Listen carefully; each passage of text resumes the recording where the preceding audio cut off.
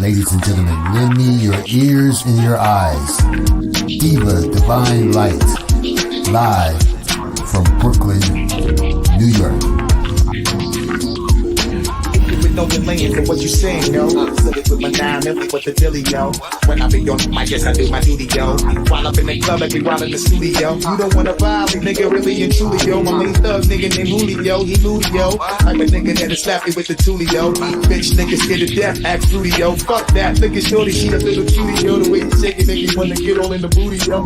With no delaying for what you saying, yo. Diva Divine Light. Really my heart to me. Fuck me, see, that's what you got for me. Put more than years with my eyes to see. Still $1 in the place to be.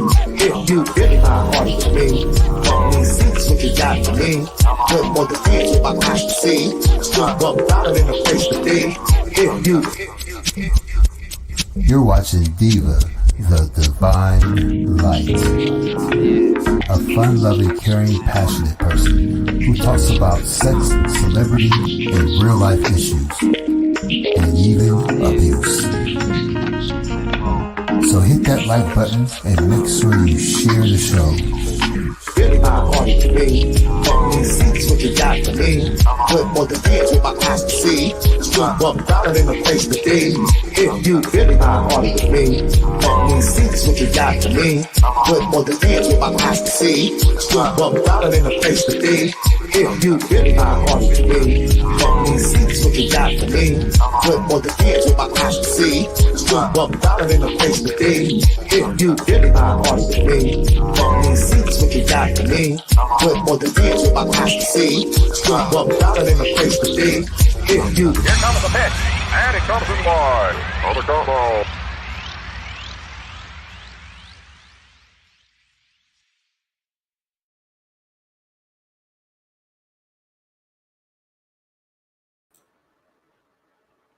Yo, what's good in the neighborhood? Hello, everyone. Good afternoon, everybody. What's up, OCOV family in the building, everybody in the bushes. Hello. What's up, guys? How are you? It is Monday. How's everybody doing? Everybody at work? Y'all on break? What's going on with everybody in the chat? Let's say hello to everyone. Hey, honey. What's up, baby? Cat. What's up, lady? Mira. Cat. That video you sent me, I'm definitely going to check that out. I saw your message this morning. Good afternoon, Cherie. How are you, sweetheart? Candy, what's up, baby? How are you, my love? Missy, what's up, sissy? How are you? How are you? Look at that shit. Boy, eat that. Yo, dog, take that. Nanya! My chuleta. What's up, chuleta? What's up, mommy? Yes, don't forget to hit that like button, y'all. I should have like 15 likes at least. Damn it to hell. We warmed up already, right? Yes, I'm almost to 2,000 subscribers, guys. Yay!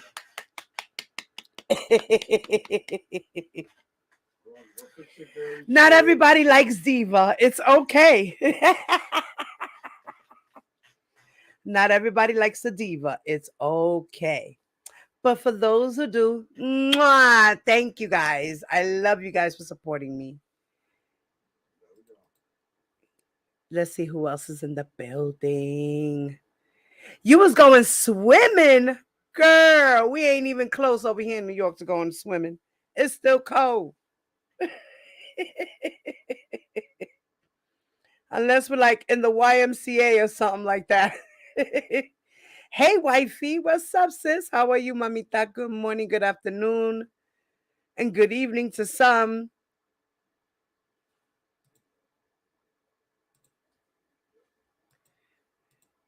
Tears. What's up, mama?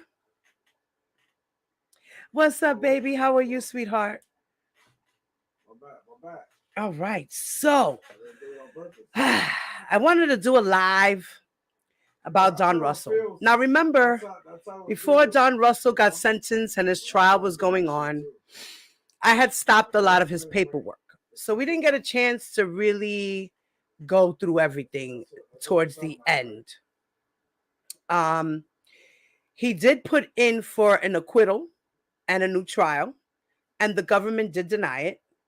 And I just went looking in Pacer to see if maybe he had put in for an appeal with the appeals court.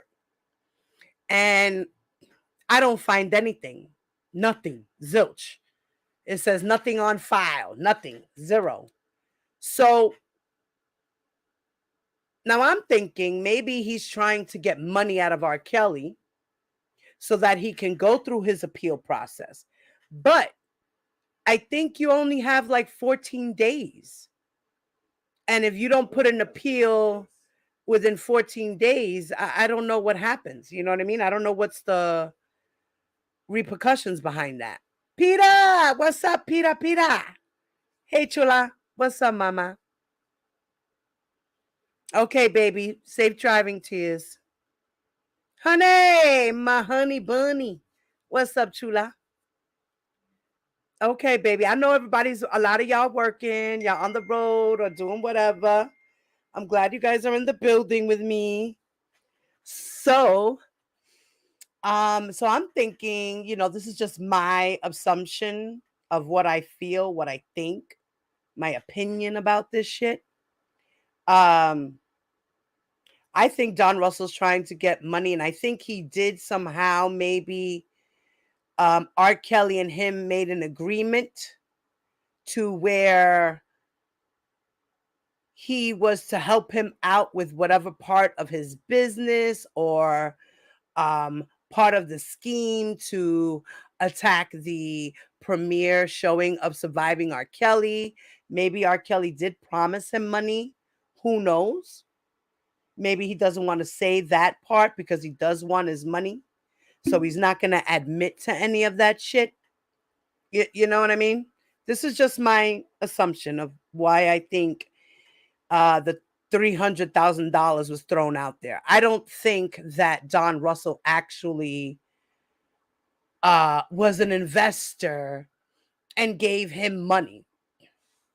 Because if that was the case, then when R. Kelly was going through his dramatics of sitting in jail and trying to get money to get bailed out or whatever it was that he needed, why didn't Don Russell come to the rescue? Instead, it was Valencia Love. Like, there's a lot of things that just don't make sense. You know what I mean? We all know Don's a con, period. He came into R. Kelly's life. He knows R. Kelly from way back when they were kids. He came back to R. Kelly's life. He said he's seen R. Kelly in the streets every so often when he would go by in Chicago or whatever have you be. He would see him in the streets, so often, sporadically in between years, and then in 2018, he came back because he knew he was in trouble. He heard the I Admit song and he said, oh my God, what's going on with Kelly? What do you mean he don't own any of his property and blah, blah, blah, and all this bull crap. He decided to come back and be a Captain Save a Hoe. Can't save a hoe who doesn't want to be saved. So that was very difficult for him. Right? All right. LaShawn, what's up, LaShawn? What's up, baby? Happy Monday. Happy Monday. T-Bam. Happy Monday, sis. What's up, y'all? So, yeah, him and his mom. I never knew he was genuine, Candy. From the moment he rolled in, I had bad vibes on that dude. Like, bad vibes. Bad vibes. That I was going through it and going through Pacer and getting documents, and I was sending a lot of the stuff to Dana. Like, here, Dana, look at this, look at that, get that nigga, because I don't like him. Get him. I don't like him. I don't trust him. Smash him. Like, Dana was already on his ass. So I was like, yes, get him. Here, take the paperwork. I don't care. I'll pay for it. You take it. I don't give a shit. You know what I mean? Like, me and Dana had that mutual agreement. when it came to R. Kelly. Don Russell. We both didn't like Don Russell. We know he was a con. I'm not for R. Kelly either, but that dude just rubbed me the wrong way as soon as he stepped on the scene. As soon as he stepped on the scene, I was like, me no like it, me no like it. Truth Strong Warrior! What's up, baby? Congratulations, mama, for being a member for 19 months. All right, baby. I know a lot of y'all in the background. Don't worry about it, guys. I know y'all there. So please make sure you hit that like button, okay? And tonight, Don Russell is going to appear for his second interview. I don't know if a lot of you guys got a chance to see the first one. Let me okay. So in the eve of his interview, before the interview, we're gonna talk a little bit about him, and then later on, the interview will be tonight at 7 p.m. Let me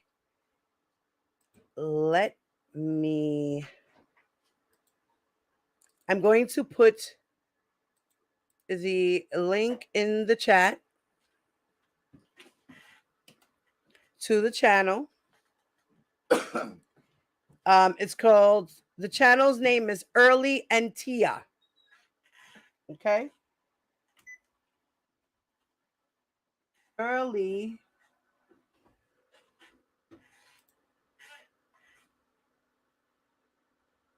and Tia.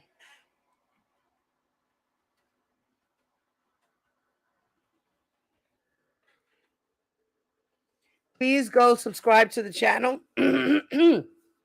Excuse me, guys. Please go and subscribe to the channel. Okay? Like the video and put on the notification for tonight's interview if you guys are interested in seeing the rest of Don Russell's claims and the things that he will be speaking about in regards to his relationship with R. Kelly. So it's kind of interesting. I didn't get a chance to finish seeing all of his interview. So I really don't know a lot of what was being talked about. But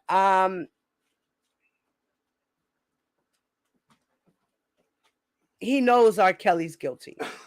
He spoke about R. Kelly and playing the musical chairs game.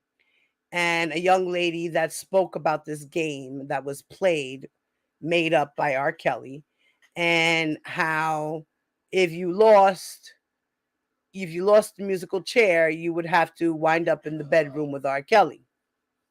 This was a game that he posed, and he would have group sex with a bunch of girls and himself. And this was in the past. I don't know if this was in the 90s. I gather this was in the 90s sometime. The young lady allegedly is in her 40s now. This happened when she was a teenager, around the age of 14 or 15 or things of that nature. We all know that R. Kelly is a hebephile. A hebephile. Okay, he's a man who likes to deal with girls in the ages of 13 and above. So he's a hebephile. Okay, that's the correct term. He's a hebephile. A hebephile or a hebephile, I forgot exactly how you pronounce it. He is a paraphiliac. He does certain things in the paraphilia world. Corpophilia, he's a hebephilia, who knows if maybe he would one day be a necrophilia, a man who likes to play with dead bodies. Who knows if he would like to do that? Who knows if he would be into, I forgot what the word is, bestiality, Who knows? He's into a lot of things that we were like, whoa, wow. He's into poly relationships and group sex and things of this nature. He's a sex addict, period. We all know that. You know, it's funny that you say that, Kat. You're welcome, Candy. You know, in one of the text messages between him and R. Kelly, the government wanted to bring out some text messages to show his type of loyalty, I guess, to R. Kelly. And in one of these, the government wanted to admit evidence of text messages between him and R. Kelly, but his lawyer fought about it because of the fact that his lawyer was like, no, we can't bring that in. That's irrelevant, da da da da da da da da. The government did grant him that wish to not bring in those text messages. I don't know how we can get these text messages. Honestly, I think I would have to like call in or something, or go to the FOIA and somehow request it and see if I can get it. I don't know. If someone can help me out with that situation and guide me in the right direction of what exactly steps or where exactly I would have to go to do that, that would be great. Someone can email me. My information is in my about section of my channel. You go into the about and you'll find my number and my email there. So if anybody ever has any questions or wants to give me any tips or anything like that, or maybe something you feel maybe passionate about, you really want to talk about or something, and let me know. You know, you can always go to my about section. All right. So, in this portion of the text message, R. Kelly texted him, and then when Don responded and said, "Yes, Daddy." So we were kind of like, what was the question? We needed to know what was the question, or the how do you call that? What direction was R. Kelly trying to give him that he's like, "Yes, Daddy"? You know, what did he tell him to do? What was it? Hey, Mom, what's up, baby? Because we need to know why he responded, "Yes, Daddy." Why would he respond to that like that? So my thing is, as far as what we know, according to trial transcripts, the only way that someone would respond to R. Kelly and call him Daddy is if he was initiated into the family, like the other boys were. You know, R. Kelly crawled up to Lewis, right? Unzippered his pants, whooped out his little pee-pee, put it in his mouth, sucked him a little bit, and then he pulled away and said, "You like it?" The kid was like, no, but, and he's like, "Okay, well, you know what? Welcome to the family. You are officially my nephew."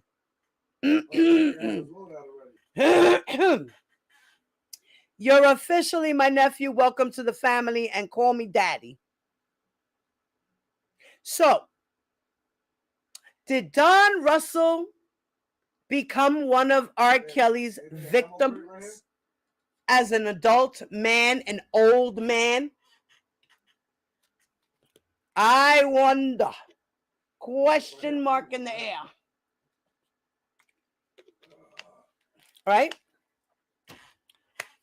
Was R. Kelly his big daddy? Yes, because we need to know why he called him Daddy. Right. All we know was that one part. "Yes, Daddy." Okay. Why would the government tease us with the "Yes, Daddy"? I wish they would have put the paragraph before that with the "Yes, Daddy" under. That was crazy. The government did that for a reason because they knew we were reading the paperwork and they knew we would be curious about that bullshit. Okay? Okay. I think when he pulled him,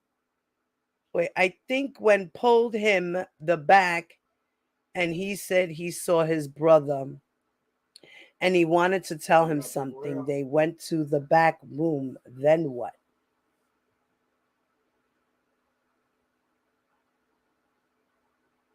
Don Russell was pulled back and he said he saw his brother and he wanted to tell him something that.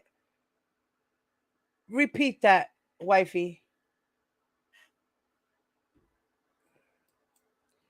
Yes, he did. He been calling R. Kelly daddy since they met in the train station. They got wait.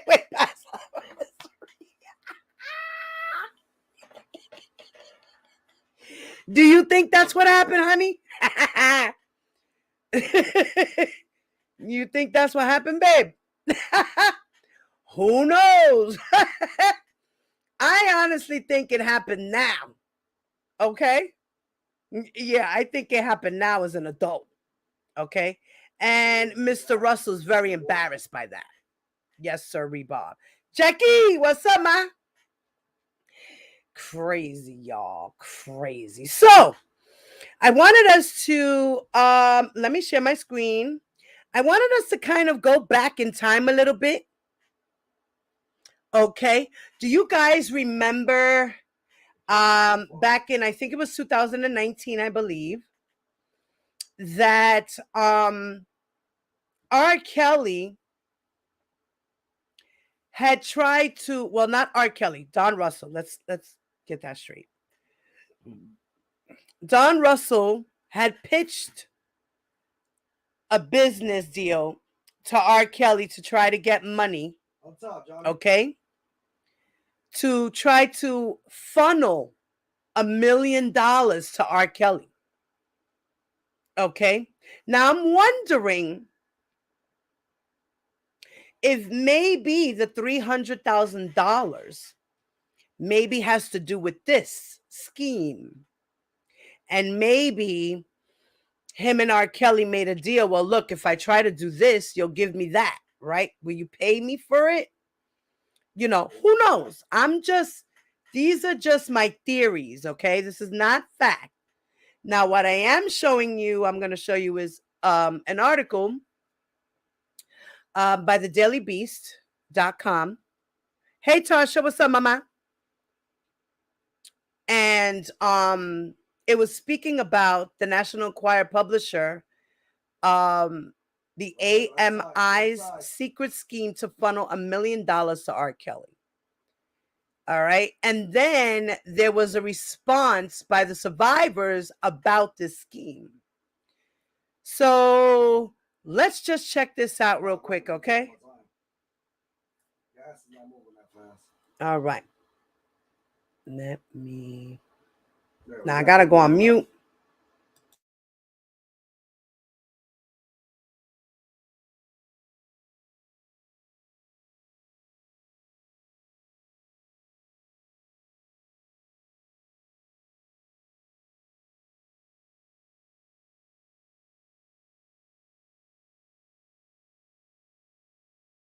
Caught on tape.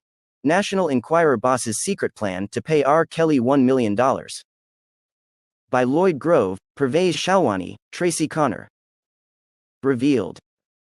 American media exec Dylan Howard proposed setting up a shell company to hide the payments for a TV series about the accused pedophile. A top executive in the National Enquirer tabloid empire proposed an elaborate scheme to secretly funnel more than $1 million to accused rapist and pedophile R. Kelly, according to documents and an audio recording. The payment to Kelly would have rewarded the jailed R&B singer's cooperation with a televised documentary series that Dylan Howard was hoping to produce for the Enquirer's parent company, American Media Inc., and sell to a network.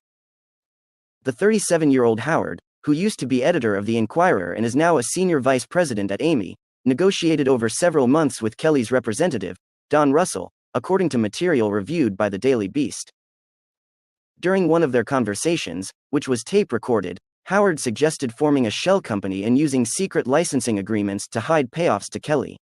He said Amy would then market the docuseries as independent of Kelly, an object of national revulsion who is accused of sexually abusing girls as young as 13. No network is going to buy or pay Mr. Kelly. They simply won't do that. They are not going to take the public relations hit associated with doing business with him, Howard can be heard explaining to Russell in the recording of the phone call, which was authenticated by the Daily Beast. Obviously, we would be embedded with you, so it's not as if it really is independent, but it has to be sold to the market as independent. How do you profit? Howard continued. I license music from you. I license locations from you such as homes, etc. And that is how you get profit participation in such a production, because no network is even going to allow a production company's books to show, on their books, that there is a money trail going to you. So it would have to be a production company through a shell company through to whatever company is designated on your end for the licensing of locations, licensing of music, and other things we can creatively come up with. Ilya S. Savinok, Getty. On the call, Russell relayed Kelly's interest in striking a deal, citing mushrooming legal costs for the I Believe I Can Fly singer, who at the time was jailed on state sex crime charges and about to be indicted by federal authorities. We are dealing with an important and embattled artist who everyone counts on his ability to generate revenue, Russell said. So I gotta make sure that if we are doing this, that then is considered by all parties, that we have to make sure he can pay legal fees, bills, and all that kind of stuff, Russell added. Because that puts him back into position for the next steps down the road, which is the movie of R. Kelly once he reigns supreme with this. Russell then told Howard, I'm sure you guys will want to have the first crack at that.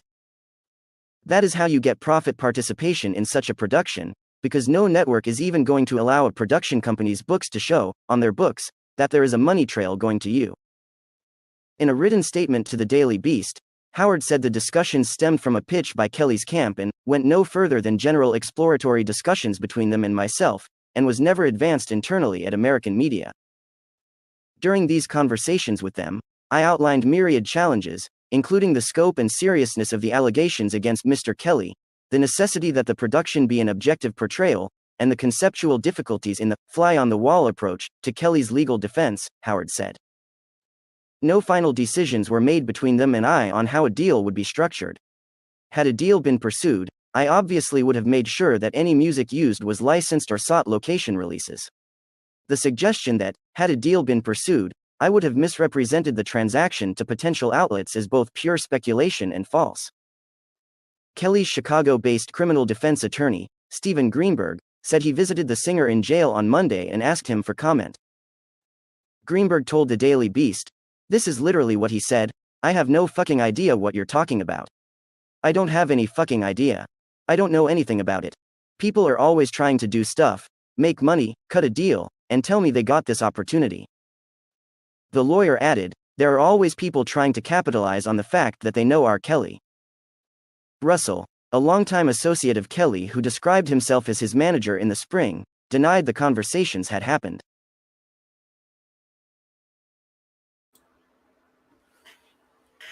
Do you guys remember this?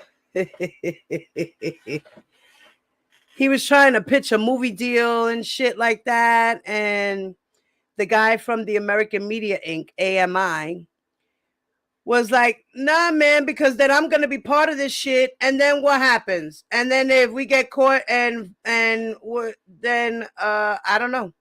I don't think we could do this. And then R. Kelly's lawyer, Greenberg, came back and was like, nah, ask R. Kelly about this shit. And he said he don't know nothing about none of this shit. This is all a lie, XYZ. Now, who knows if this might have been the deal,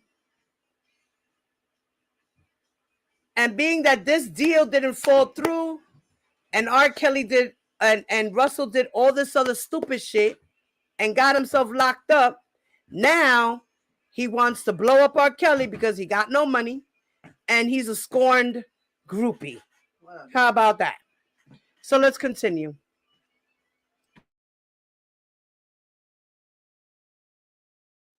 Me and Dylan have never spoken in that capacity in regards to a docuseries or anything with R. Kelly, he said in a phone call on Monday.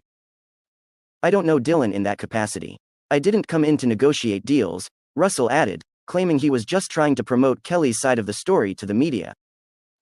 I don't know Dylan in any capacity of negotiating anything with him outside of shining a light on the fact that there are a lot of untruths in what they were about to be printing, and they backed down and didn't run with it. Before hanging up, Russell made a threat. I'm gonna tell you something.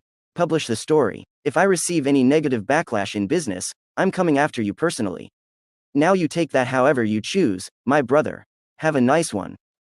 The authenticity of the audio recording was confirmed by Robert Marr, a professor of computer engineering at Montana State University Bozeman, who performed a spectrographic analysis to produce a spectrogram, a graph that can be used to compare fundamental frequency, pronunciation, cadence, and range of pitch between two samples.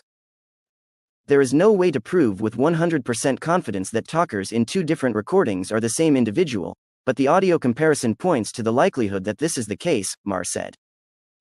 In addition to the calls, there was a flurry of email activity during the months of negotiations between Howard and Russell that show Howard was insistent that Amy could not directly pay Kelly, according to documents reviewed by the Daily Beast.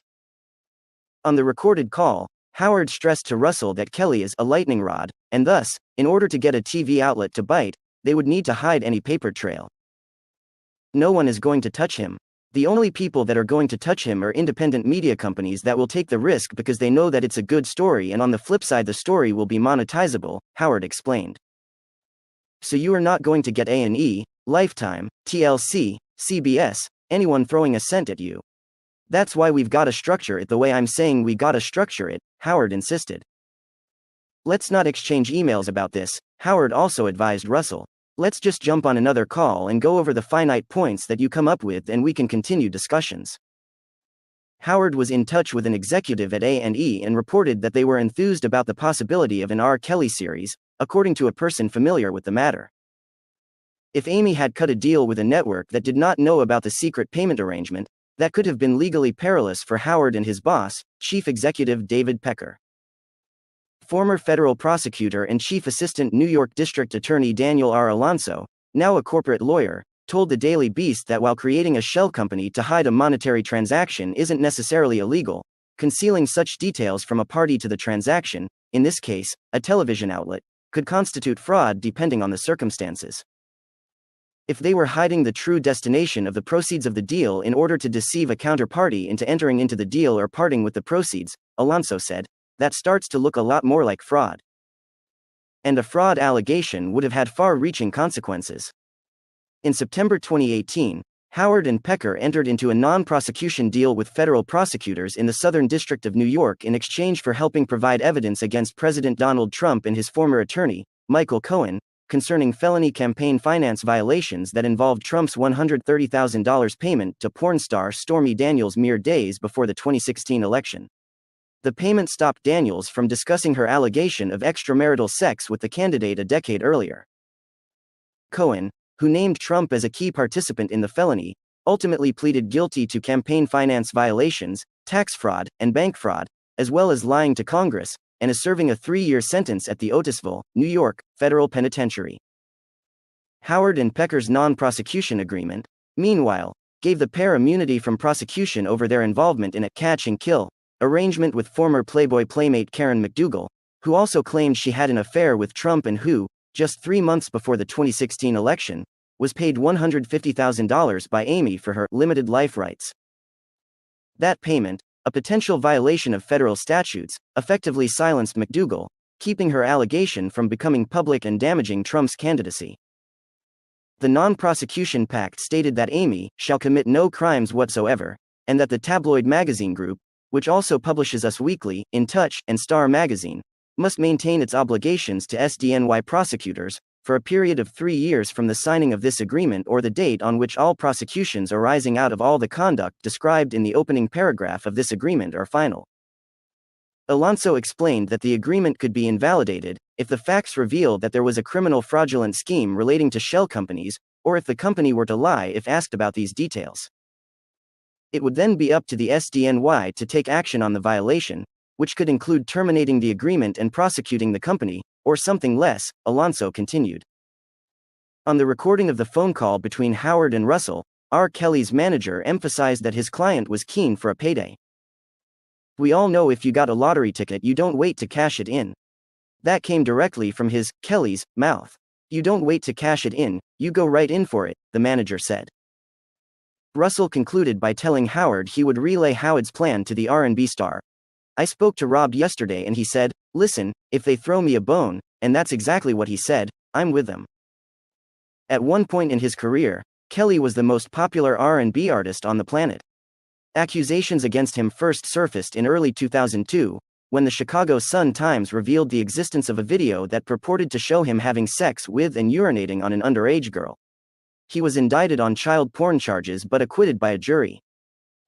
He continued to produce albums and perform concerts even as his finances frayed. In 2013, Kelly's custom-built suburban Chicago mansion, once valued at more than $5 million, sold for $950,000 in a foreclosure auction. Kelly was evicted in February 2018 from 2 Atlanta area homes over more than $31,000 owed in unpaid back rent. In 2019, after a parade of accusers came forward to tell their stories in the 6-part Lifetime docuseries Surviving R. Kelly, his record label, Sony Music, dropped him. A person with knowledge of Kelly's music rights told the Daily Beast that he doesn't own the rights nor does anyone close to him own them. Kelly was soon facing a new round of criminal charges that could land him in prison for the rest of his life. The disgraced 52-year-old singer is currently in a Chicago lockup awaiting trial on 4 separate federal and state prosecutions in Illinois, New York, and Minnesota. He has denied the allegations. During an explosive interview between his incarcerations with CBS This Morning anchor Gayle King in March, the singer did himself no favors, claiming that decades of allegations of pedophilia and physical abuse of women, including the video, were simply lies. At one point he jumped out of his chair to loom threateningly over King as he screamed and ranted. Howard, meanwhile, has been at the center of controversies that have nothing to do with R. Kelly. Questions about whether Howard's non-prosecution agreement had been breached were raised in February when Amazon billionaire Jeff Bezos published a sensational essay on Medium accusing Amy and Howard of a blackmail and extortion plot after the Inquirer published details of Bezos' extramarital affair with Lauren Sanchez. Following the fallout from the Bezos allegations, Howard was removed from the Inquirer and given a new corporate development role overseeing TV deals and podcasts for the embattled media company. It was also announced in April that Amy was selling the National Enquirer and sister titles Globe and National Examiner to Hudson News boss James Cohen for $100 million. The move was orchestrated by the hedge fund that owns Amy, Chatham Asset Management, which drew heat from investors who did not want to be associated with what they considered a sleazy tabloid. People familiar with the situation told the Daily Beast that the deal has yet to close, some 7 months after being announced.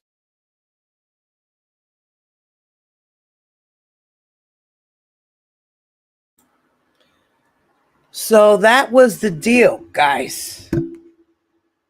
He wanted to pitch a movie deal. I guess it was the docuseries. Remember that Don Russell was saying that R. Kelly wanted to do his own docuseries called Surviving the Lies and shit like that. Remember? Yeah, so that was part of it.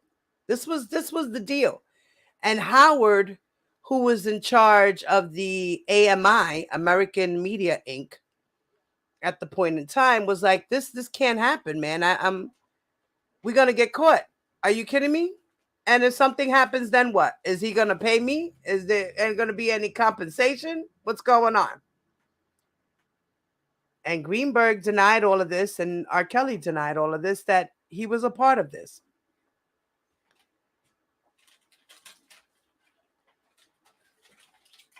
So let's listen to a response that was made from the article states that R. Kelly's accusers slam American media secret plan to pay him $1 million. So some of the girls responded to the article that we just heard.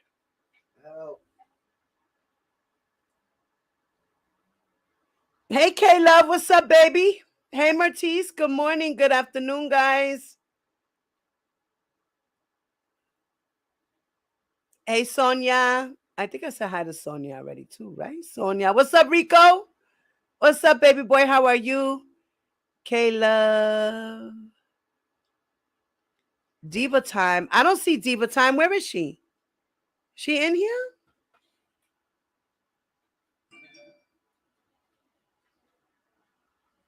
How come I don't see Diva? Oh, there she goes. Hey, Diva. What's up, mama? What's up, Diva Time? What's up, my lady? How are you, sweetheart? Hey, Angela. Hi, mama. How are you, baby? Good afternoon, guys. So, like I said, I think this is the reason why Don Russell is upset, because a lot of these things that he tried to do probably for R. Kelly, they had to have some type of agreement or something. Or maybe Don Russell could be lying just to scheme to get money out of R. Kelly. If he really owes him money, I guess the next step would be to sue R. Kelly. Am I right? Am I wrong? Right? Like, we had a deal, a verbal agreement, and he broke that agreement. If that's the case. You know what I mean? So let's listen to what the our sister survivors had to say about this secret plan that R. Kelly had, allegedly, because it was really Don Russell. It was really Don Russell's plan, but allegedly it could have been a scheme with R. Kelly. Okay? It could have been a scheme with R. Kelly. But according to R. Kelly's lawyer, Greenberg, R. Kelly said he didn't know anything about it. And I could believe that too. You know, I believe that some of the things that R. Kelly has said are true, and some of the things that R. Kelly has said are false. You know, there could be certain things that there's always, in all these stories, if you really think about it, there's all truth mixed with lies. Here we go, Johnny.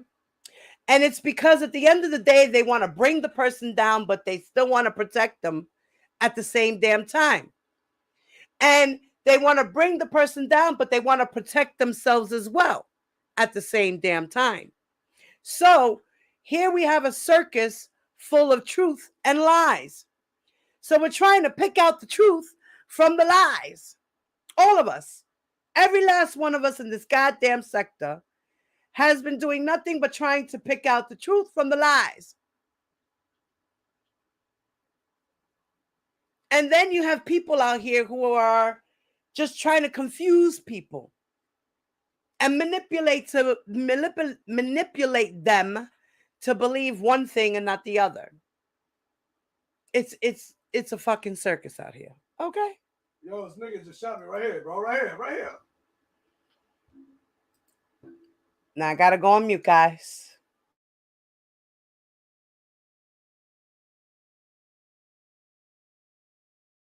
Screwed up, R. Kelly accusers slam Amos' secret plan to pay him $1 million. By Pilar Melendez. Fallout. A top executive of the National Enquirer's parent company proposed using a shell company to hide the trail of money to the alleged pedophile. R. Kelly accusers slammed the National Enquirer tabloid empire on Tuesday for a secret plan to funnel money to the alleged rapist and pedophile for his cooperation in a documentary series.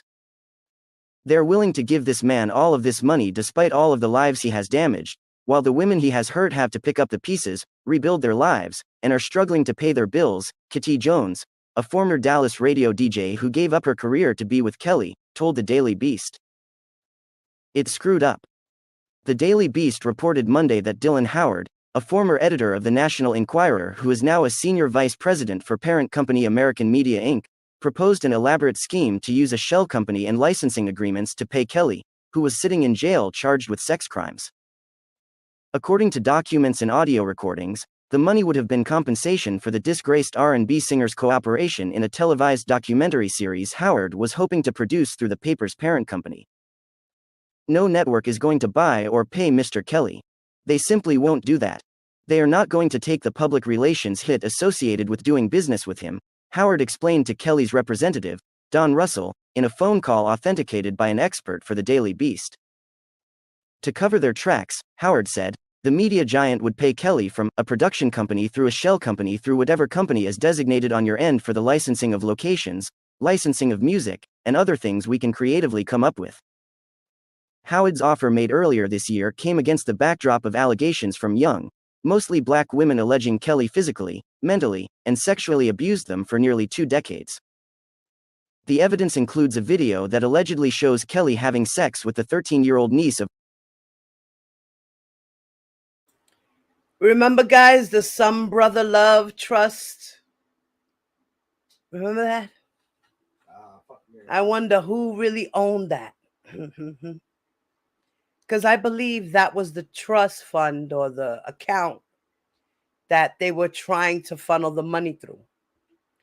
It's a lot of shit, guys. I'm telling you. R. Kelly has money stashed somewhere, and somebody else knows it. And every so often, if R. Kelly needs some money somewhere, he gets it. I'm pretty sure. He's not completely broke. He's broke because everybody's done took his money. He's broke because he owes so much money between taxes and foreclosures and settlements and things of this nature, right? There's no time for hitting all these things he's done.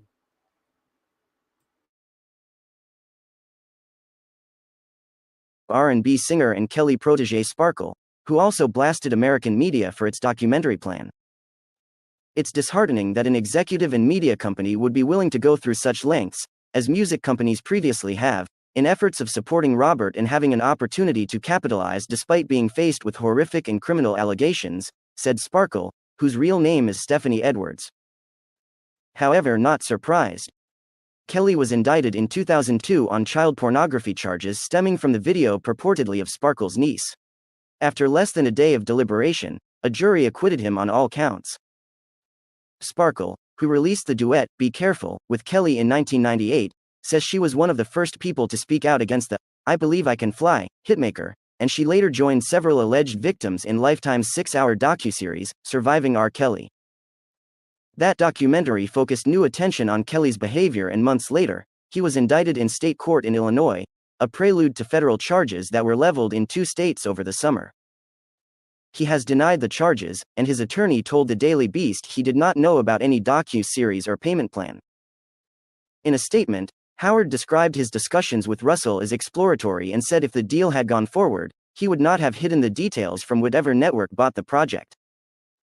However, on the recorded phone call, Howard told Russell that to get the series picked up it would have to be falsely labeled as production independent of Kelly. Obviously, we would be embedded with you, so it's not as if it really is independent, but it has to be sold to the market as independent, he said. How do you profit? Howard continued. I license music from you. I license locations from you such as homes, etc. And that is how you get profit participation in such a production, because no network is even going to allow a production company's books to show on their books that there is a money trail going to you. Another Kelly accuser, 41-year-old Lizette Martinez, told the Daily Beast that although it's not a shock, it's disappointing to hear about Howard's proposal after the women from the original documentary are still dealing with the emotional and financial backlash. Martinez, who also appeared in the Lifetime series, first met Kelly in 1995 at a Florida shopping mall. At the time, she was a 17-year-old high school senior and the singer was 28. She said Kelly took her virginity soon after, hit her several times, and told her to get an abortion after she came pregnant with his child.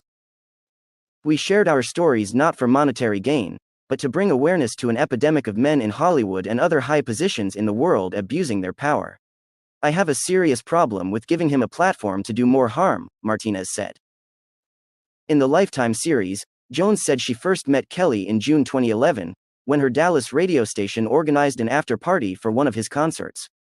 2 weeks after moving into his Chicago home, Jones said, Kelly sought to control everything about her life, from her choice of clothes to when she was allowed to use the bathroom. Jones, who says she was beaten, starved, and forced to have sex with other women while living at Kelly's Chicago compound during their 2-year relationship, added the most disheartening thing about Amy's proposal is that it wouldn't have occurred without the women coming forward. They wouldn't even be approaching this guy if it wasn't for me and other accusers being brave enough to tell our story, she said. We could still be suffering in silence, but we decided to tell our story, Jones said. But to find out a bigwig of a huge tabloid is treating him like he is the star of the show still, it's heartbreaking. Screwed up, R.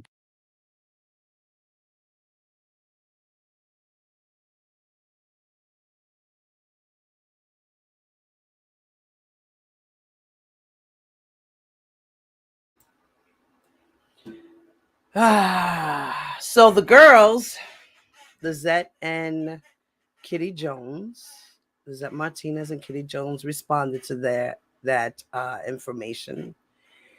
And they were upset and disappointed because, you know, how dare he just like rub everything in their faces and, you know, make them feel a certain kind of way. Like, you're a predator and you're locked up, and here you are trying to funnel money,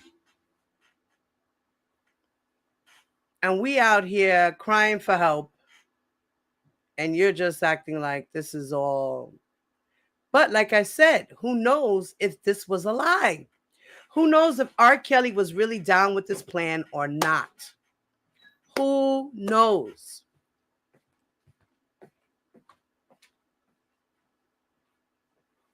Who knows?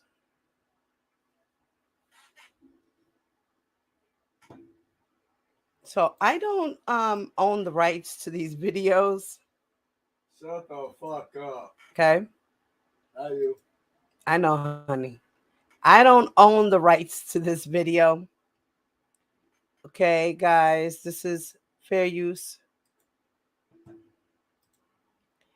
I just want to show you guys little snippets of Don Russell's most latest. And like I said, this is the Early and Tia show. Okay. This is their channel. I put the channel link in the chat.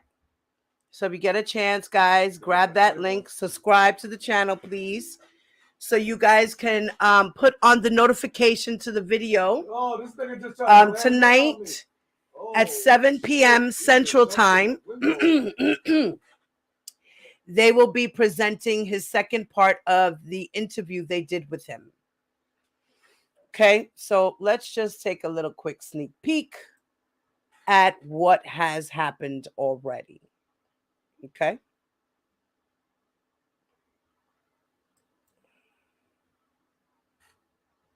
And she said, then outside of the rooms were other girls hanging out that they weren't the top of the line girls, but they were just girls he had fun with.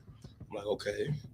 And then she's like, when he would come back, we would play games like musical chairs.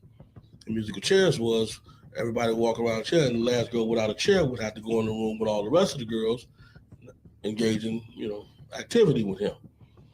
So I'm like, okay. I'm still listening to it like, okay, this is all horrible shit. So anyway, she's like, you know, so I did that for him for years, like the little games like that, you know, and she's like, you know, and when I got a little older, she was like, I had to stop because I was too old for him. And she had a daughter, and she had started moving forward with her career in real estate. And she realized she wasn't going to benefit from being around him. And she said, you know, she found a nice. And she said, then outside of the rooms were other girls hanging out that they weren't the top of the line girls, but they were just girls he had fun with. I'm like, okay. And then she's like, when he would come back, we would play games like musical chairs. And musical chairs was everybody walk around a chair, and the last girl without a chair would have to go in the room with all the rest of the girls, engaging, you know, activity with him. So I'm like, okay. I'm still listening to it like, okay, this is all horrible shit.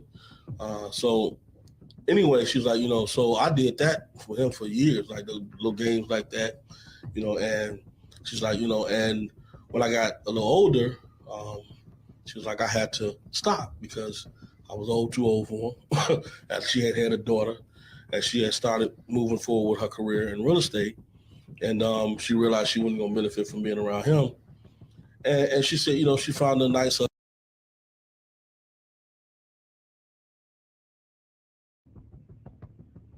So that's why ain't none of their asses do on you trial. feel like so these parents were aware of this? Fuck yeah. So the parents know. All of them knew. This ain't no. We talking about this man ain't at the door letting people in. It's got to go through this person, that person, or a handler to get to him. Your daughter gone for 4 or 5 days, and you knew last thing you saw was at an R. Kelly concert. Wouldn't you be on some shit with this nigga? Yeah.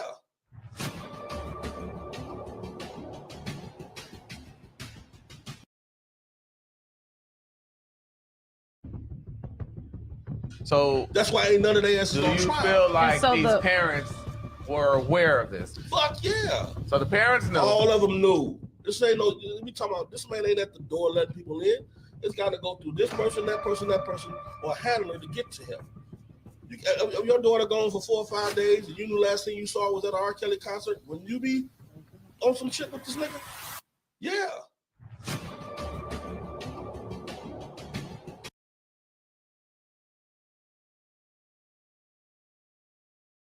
Now we're actually hearing from the man known as his manager, also the muscle, Don Russell. I don't give a shit. My trial is over with. His trial is pretty much over with. I'm going to put it all out there. You never saw any underage girls around him in his entourage. You never saw any underage women, girls in his camp. And all these other motherfucking names that's attached to him know where the bodies are buried. They were there. What did you uncover that made you say he has a problem? I'm done. It was bullshit until, like I said, later on when I started thinking about it. Why you? What's so significant about you? You 8 months. You've been in this man's life for 8 months. That was hush money to stop them from telling about them fucking 15-year-olds that they witnessed him fucking. How? When he would come back, we would play games like musical chairs. Break that down for us. And he would be in the bed with Aaliyah and her mother at the same fucking time. I mean, I don't really want to hear that shit, but that's the fucking truth. Now we're actually hearing from the man known as his manager, also the muscle, Don Russell. I don't give a shit. My trial is over with. His trial is pretty much over with. I'm going to put it all out there. You never saw any underage girls around him in his entourage. You never saw any underage women, girls in his camp. And all these other motherfucking names that's attached to him know where the bodies are buried. They were there. What did you uncover that made you say he has a problem? I'm done. It was bullshit until, like I said, later on when I started thinking about it. Why you? What's so significant about you? You 8 months. You've been in this man's life for 8 months. That was hush money to stop them from telling about them fucking 15-year-olds that they witnessed him fucking. How? When he would come back, we would play games like musical chairs. Break that down for us. And he would be in the bed with Aaliyah and her mother at the same fucking time. I mean, I don't really want to hear that shit, but that's the fucking truth.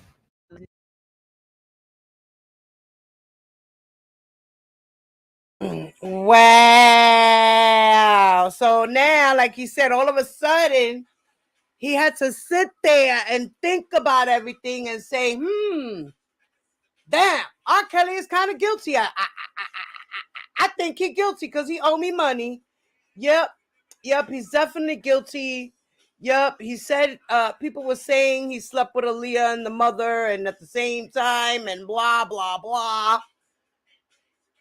Don, were you there, or is this just the rumor you hear, or it's because you're agreeing now with the young women who we all know to have said this? Like, you're weird. You're weird, Don. You're weird. I'm at loss because you know what? All this shit, you should have just did all this shit. Let the cat out the bag way, way, way back when you first found out about it. Now, all of a sudden, you're about to go to jail and you have an epiphany in your brain that says, oh, damn, you know what? Yeah, you know what? Let me just spill the beans. Cause I just want to right now. Like, you sound crazy, dude. Well, we saw 3 little videos so far, right? 3 clips. All right. Here's the other one. And that's why I'm asking you being in his presence, have you ever seen instances where he was another person? Yeah. I mean, it was through R. Kelly's Yeah. to your? Well, we would be down there watching the game. You know what I mean? It could be the fucking whoever, the Hawks and the fucking Bulls. And we'd be talking about, man shit and cigars and shit, and all of a sudden he'd disappear. And you be like, we talking like, whatever, he in the bathroom still, whatever. Next thing you know, he'll that motherfucker upstairs, he done went fucking. He up like what started with that? All men down here, and this nigga got horny. Upstairs, he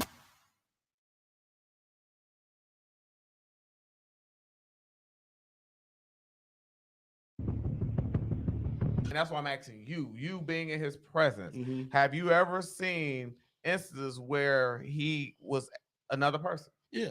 I mean, it was To R. Kelly's. Yeah. To your. Well, we would be down there watching the game. You know what I mean? It could be the fucking whoever, the Hawks and the fucking Bulls. And we'd be talking about, man shit and cigars and shit, and all of a sudden he'd disappear. And you be like, we talking like, whatever, he in the bathroom still, whatever. Next thing you know, he'll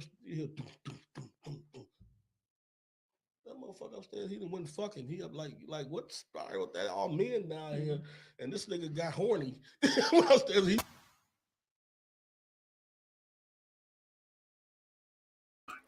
Now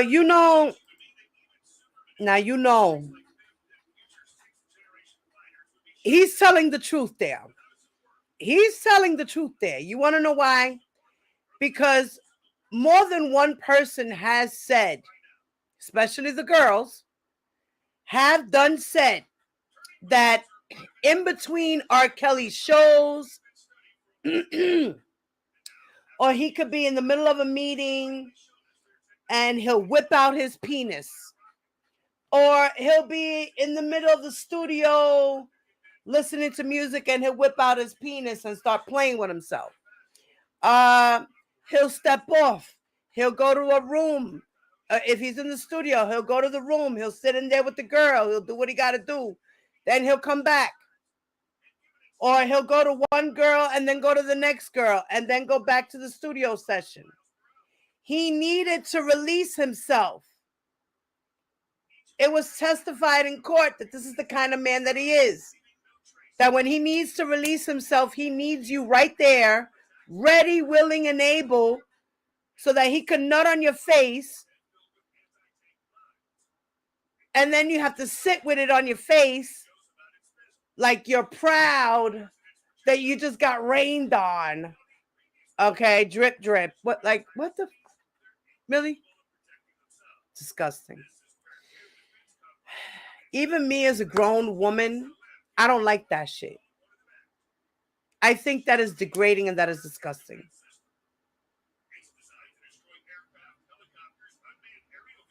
If you're gonna do something like that, do it on my chest or my stomach or something. Whatever. Not on my face, bro. I think that's really disrespectful. I really don't like that. That for me is sick. So, but these are the actions that he would do. So I can agree with Don there, and I believe that. Okay, now let's see this last little clip, guys. Did he like men? Because that was alleged in. There was one story. I'm sorry, no, there was one story that his brother told me about.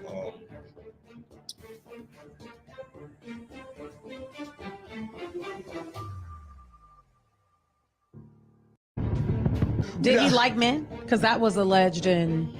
There was one story. I'm sorry, no, there was one story that his brother told me about.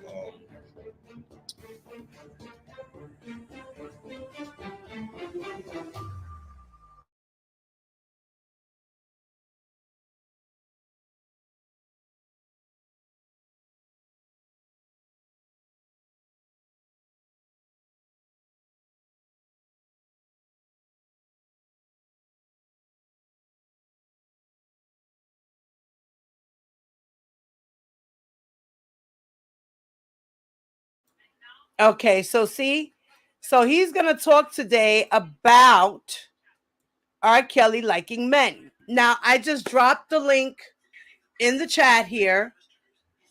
Put on your notification because this is the actual interview for today. It is going to happen today at 7 p.m. Central Time. So that would be 8 p.m. Eastern, if I'm not mistaken. And I believe 6 or 5 p.m. Pacific time, which is the West Coast. So I'm not sure exactly about that, but it is 7 o'clock p.m. tonight Central Time. Okay. So guys, I dropped the link in there. If you want to see the interview, please go to the link and put on the notification.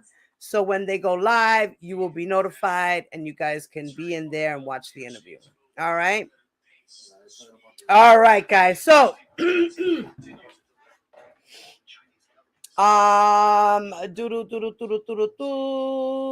was it.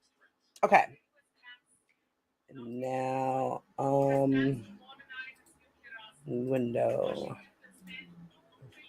Okay. All right.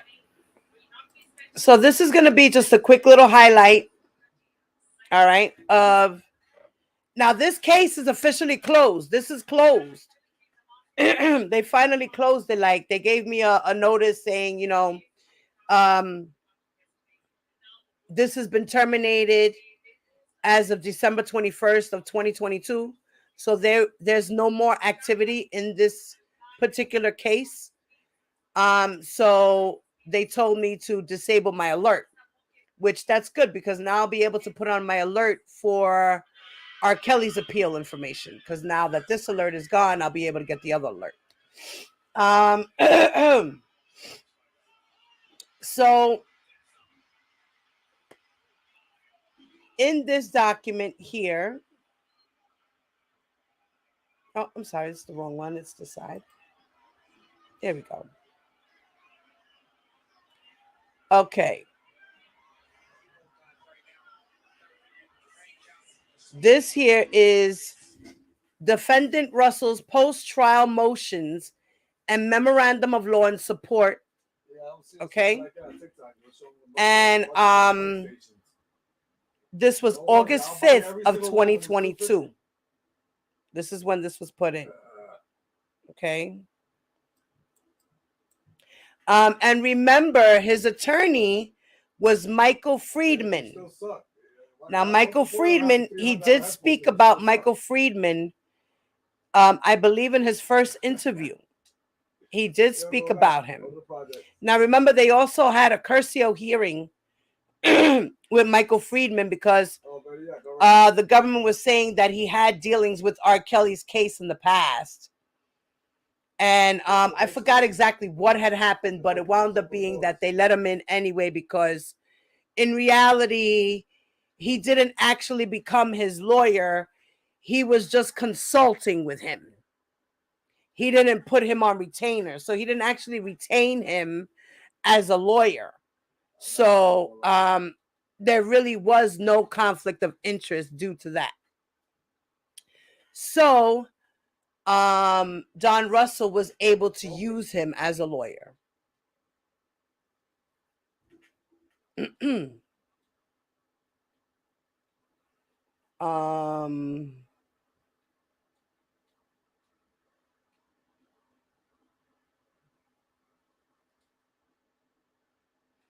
Okay, so the introduction to this motion is that Defendant Don Russell, through counsel and pursuant to Federal Rule Criminal Procedure,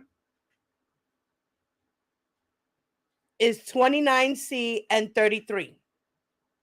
Respectfully moves the court for a judgment of acquittal or in the alternative for a new trial as to count 2. Mr. Russell was acquitted of count 1.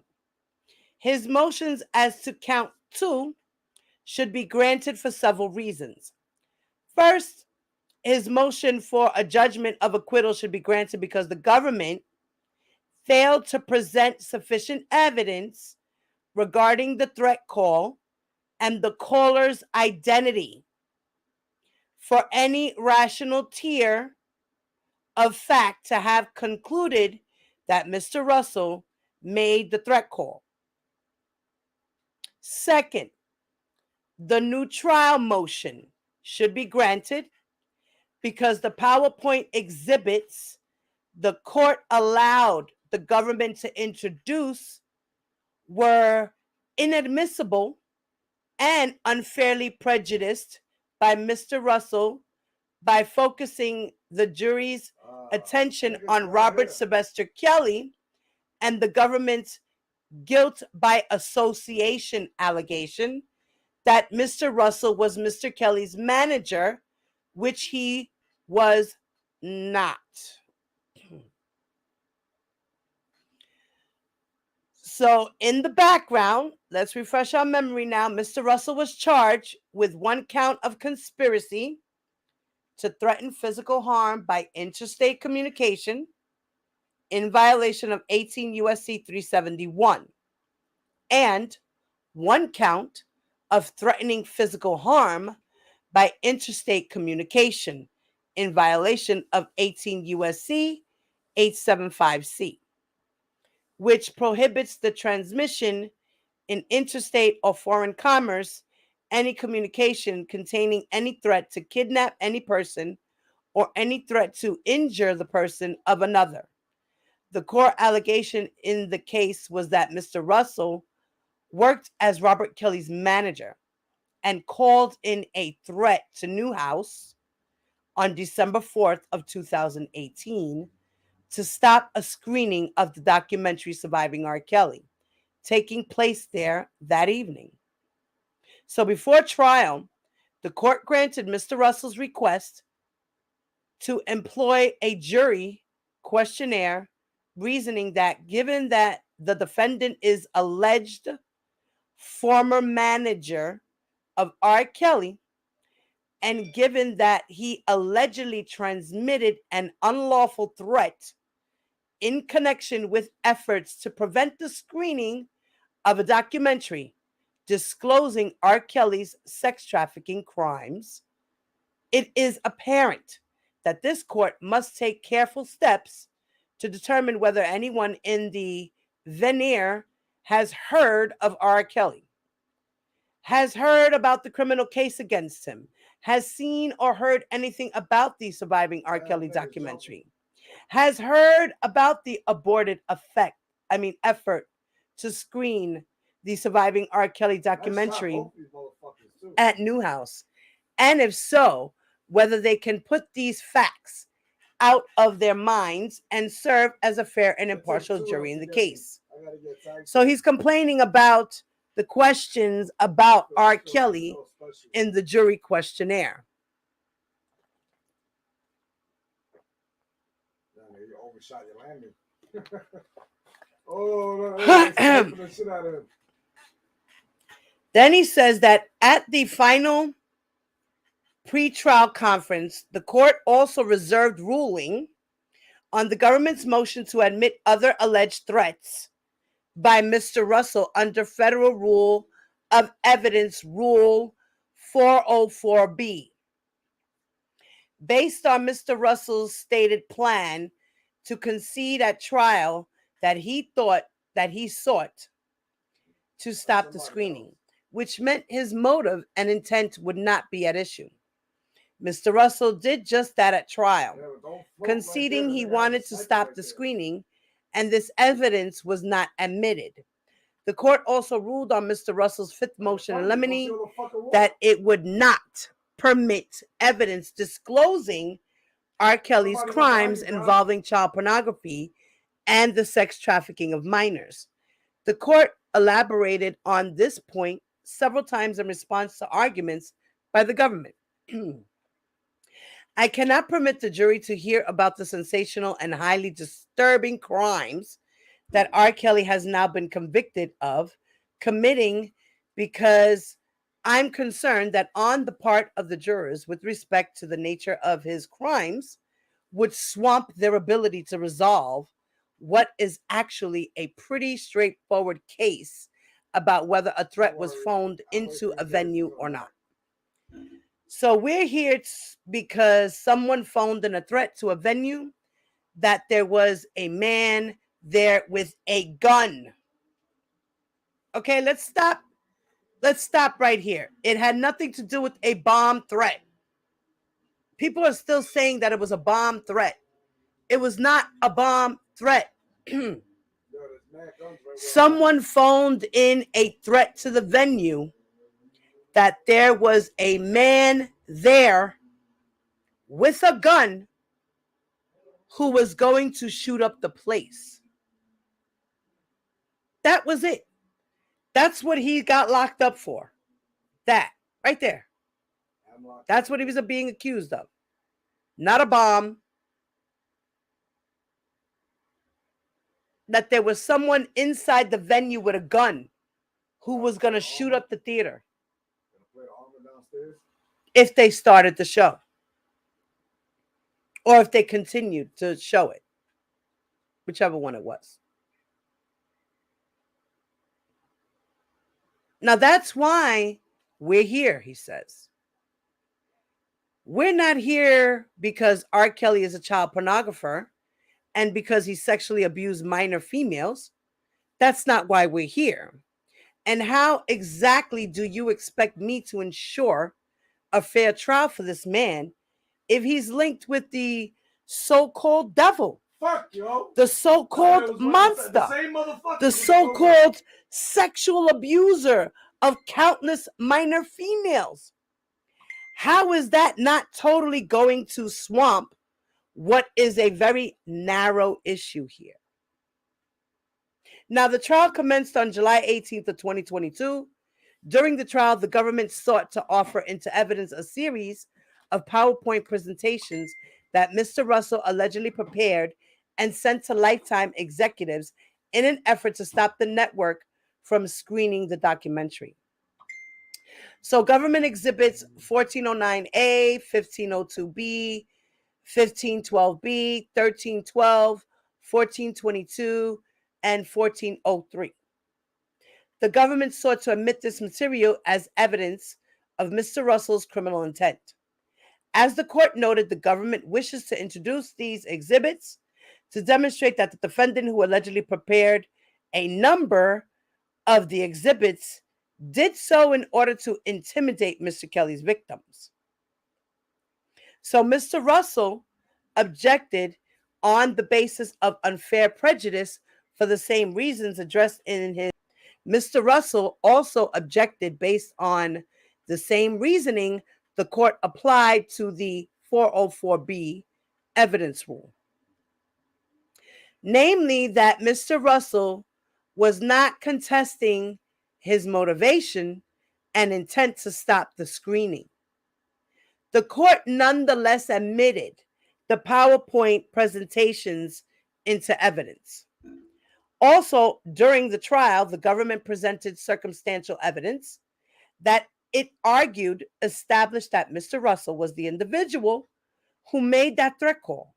Specifically, the government introduced inter alia testimony from the recipient of the threat call, an investigator to summarize call logs, and a cell site specialist to discuss cell site data from Mr. Russell's cell phones. So the jury deliberated on July 22nd of 2022 and returned a split verdict. Not guilty on one count of conspiracy and guilty on count 2, threatening physical harm by interstate communication. Now, the argument that Don Russell's lawyer put in was about the motion for judgment of acquittal. Okay? This is his argument of this motion. Now, the defendant challenges a defendant challenging the sufficiency of the evidence bears a heavy burden because the reviewing court is required to draw all permissible inferences in favor of the government and resolve all issues of credibility in favor of the jury verdict. A conviction must stand if any rational trier of fact could have found the essential elements of the crime beyond a reasonable doubt. So here, a rational trier of fact could not have found the essential elements of the crime beyond a reasonable doubt. Specifically, the government failed to prove that Mr. Russell transmitted any communication containing any threat to injure the person of another. Drawing all permissible inferences in favor of the government's case argument was essentially as follows: that the threat call came from Mr. Russell's landline at either 7:37 p.m. or 7:38 p.m., and it was clear that Mr. Russell made the call because his cell phones were in the vicinity of the landline at the time.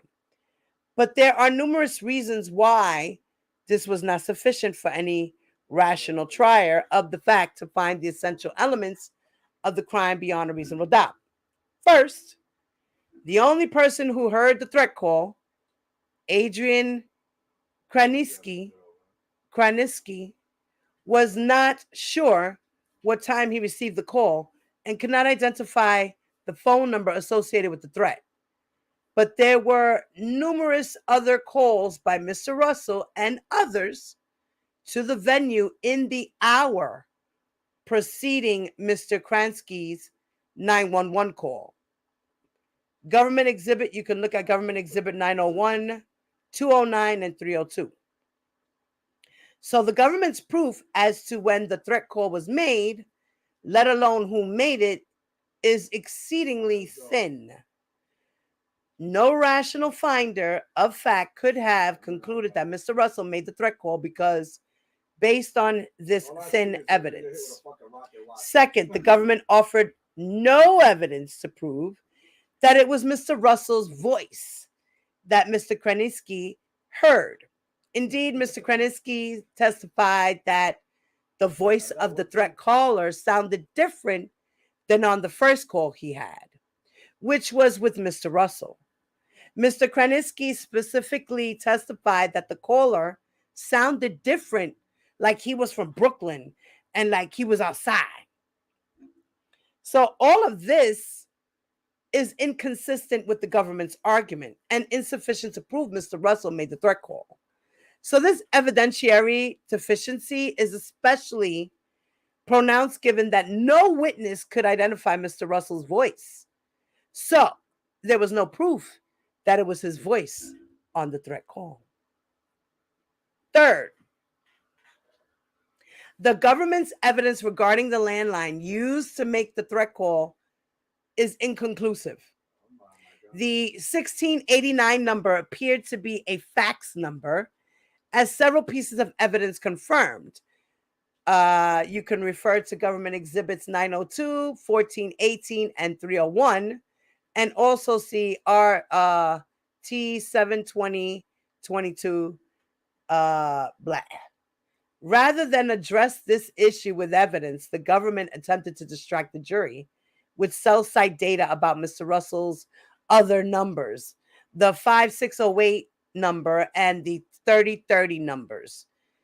And that goes with government exhibit 501. But that evidence just proves that Mr. Russell was in the vicinity of the landline the government alleges was used to make the threat call. The cell site data does not cure the weakness in the landline evidence itself, namely that it was a fax number, and there is no proof that Mr. Russell was the one using it. And for the reasons discussed, there also was not sufficient evidence that either of the calls from this number was actually the threat call, let alone that Mr. Russell made it. Then he's putting in a motion. He put in the notice about the motion for the new trial. And he's putting the Rule 33 motions are granted, he says, that only in extraordinary circumstances and are committed to the trial's court's discretion. And he says that here the court was appropriately sensitive to the potential unfair prejudice Mr. Russell would suffer if the jury's attention was focused on the allegations against Mr. Kelly. It was for this reason that the court employed a jury questionnaire and was careful to exclude evidence of the allegations against Mr. Kelly. Likewise, the court wisely recognized this was a straightforward case, in part because Mr. Russell was not disputing his motive and intent to stop the screening.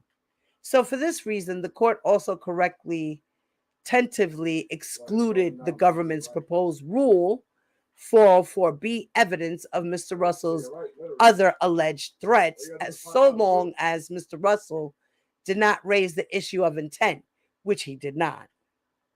Nonetheless, despite these careful rulings to guard against unfair prejudice, such prejudice did result from the admission of the PowerPoint exhibits, to which Mr. Russell objected for all the same reasons discussed above and reiterated below. First,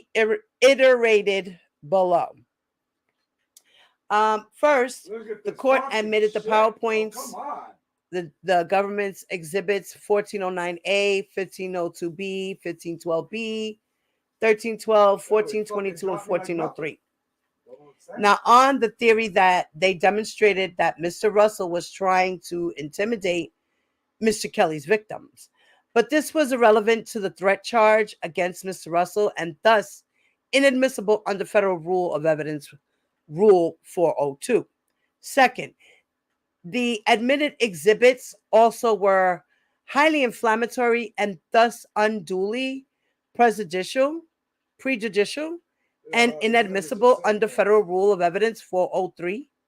So they created the very prejudice the court tried so carefully to guard against, namely that the narrow issue in the trial would be swamped by focusing the jury on R. Kelly and the allegations against him. The PowerPoints pertain to Mr. Kelly's alleged victims and the allegations against him. Third, by linking Mr. Russell to Mr. Kelly, the PowerPoints improperly swayed the jury to believe the government's allegations that Mr. Russell was R. Kelly's manager, even though the evidence did not prove this, and Mr. Russell was not, in fact, R. Kelly's manager.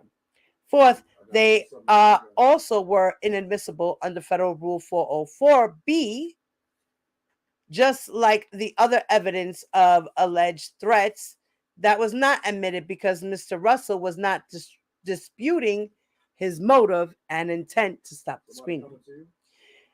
This was the basis the court noted in allowing the PowerPoints into evidence, but the issue was not in dispute, and the resulting prejudice was so severe as to deny Mr. Russell his right to a fair trial.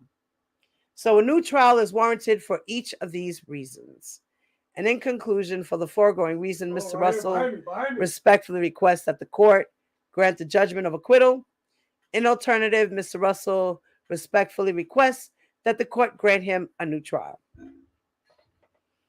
So, and he certified this on August 5th of 2022. All right. So this is what he was fighting about.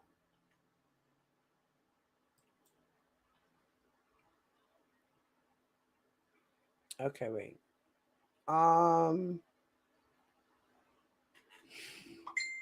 Yo, he just fucking turned. Okay. So then the government comes back with the memorandum in opposition to the defendant's post-trial motion. Okay.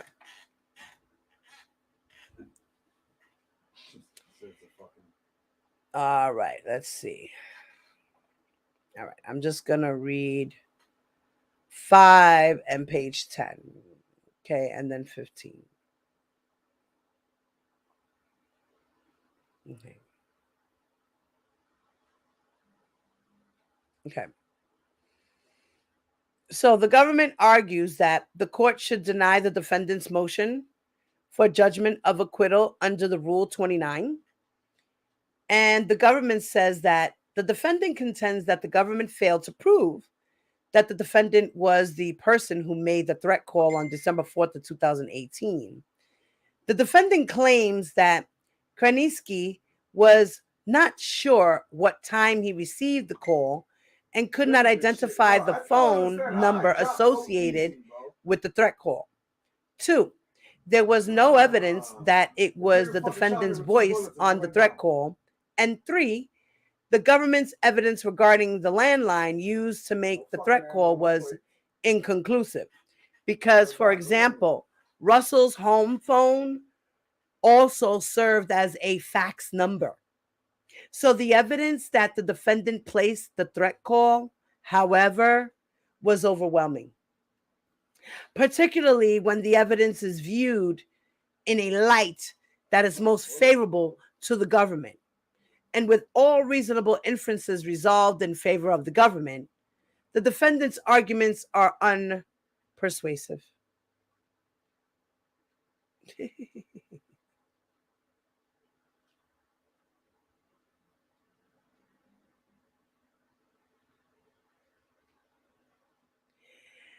And the court should deny the defendant's motion for a new trial under Rule 33. The defendant next requests relief granted in only the most extraordinary circumstances, a new trial under Rule 33.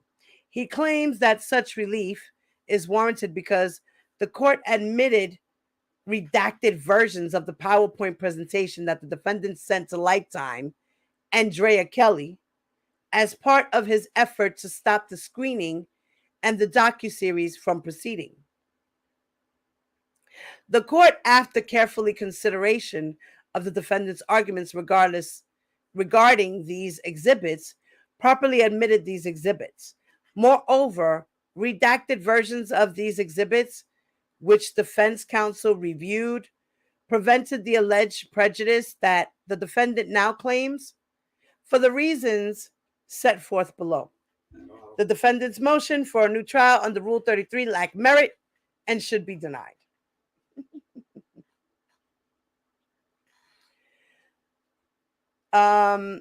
So now the government in the discussion, right, they're stating that they're letting the judge know, well, listen, and the lawyer, the government presented overwhelming and certainly sufficient evidence that the defendant made the threat call from his landline phone at 7:38 p.m. First, the defendant's claim that Kraniski was unsure about the timing of the threat call is contradicted by the evidence. Approximately 13 minutes after the defendant's last call to Newhouse from his own home phone number at 7:51 p.m., Kraniski called 911 to report that he received an anonymous call about an alleged shooter in Newhouse who was going to shoot up the place, quote unquote. During the 911 call, during the 911 call, Kraniski twice confirmed that he had received the call approximately 10 minutes earlier. Now, this happened approximately 10 minutes ago. This call was made about 10 minutes ago, maybe less. Kraniski explained that he had been acting as quick as he can about it and with urgency to try and prevent anything. Indeed, Kraniski testified that it felt like minutes passed between him receiving the threat call and him calling 911. Finally, Kraniski explained on the 911 call that he had the caller ID as well as the phone number and that he could speak to the police about that. Kraniski testified that he indeed spoke to the NYPD upon their arrival at the Newhouse and showed them the call log. An NYPD phone number called Russell's landline phone 4 times between 8:10 p.m. and 8:11 p.m., thus confirming that Kraniski had identified to the NYPD Russell's landline as the phone number used to call in the threat. Second, the defendant contention that the government offered no evidence that it was the defendant's voice that Kraniski heard on the threat call was considered and rejected by the jury and again fails here. In particular, he claims that Kraniski's description of the voice of the individual who made the threat call did not match the voice of the individual who made the cease and desist call earlier in the night, which the defendant concedes was him. So the defendant attempted to use voice comparisons as a basis for the relief he seeks is flawed. As an initial matter, there is no requirement that the government prove its case by any particular method, such as by voice comparison. The question is whether the proof that the government did offer was sufficient to permit a rational jury to convict. Here, it plainly was. The defendant conveniently ignores the Newhouse phone records that make crystal clear that the defendant placed the threat call. In the 13-minute period before Kroniski called 911 at 7:51 p.m., Newhouse did not receive any other phone calls. Moreover, the evidence showed that between 7:01 p.m. and 7:51 p.m., the defendant was the only person calling Newhouse. There were no other callers during that time. The evidence also showed that after the 7:38 p.m. call to Newhouse, the defendant stopped trying to contact Newhouse. After calling Newhouse 9 times that night, it was only after the 7:38 p.m. call that he made to Newhouse that the defendant instructed Jones, we all know as Cash Jones, to delete text messages and stopped his efforts to sabotage the screening. So the different voices argument is a red herring. The defendant spent the day of December 4th, 2018, pretending to be other people.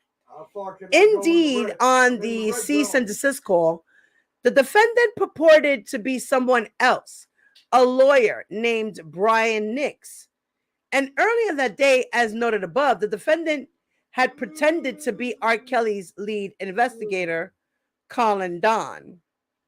The jury could have rationally concluded that the defendant, consistent with his use of disguise that day, did not use his regular speaking voice to commit a federal crime.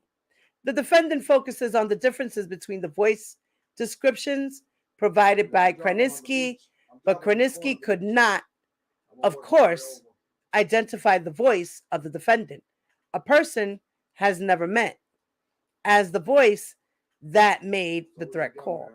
So finally, the defendant's arguments that the government's evidence regarding the landline used to make the threat call is inconclusive was again rejected by the jury and is without merit.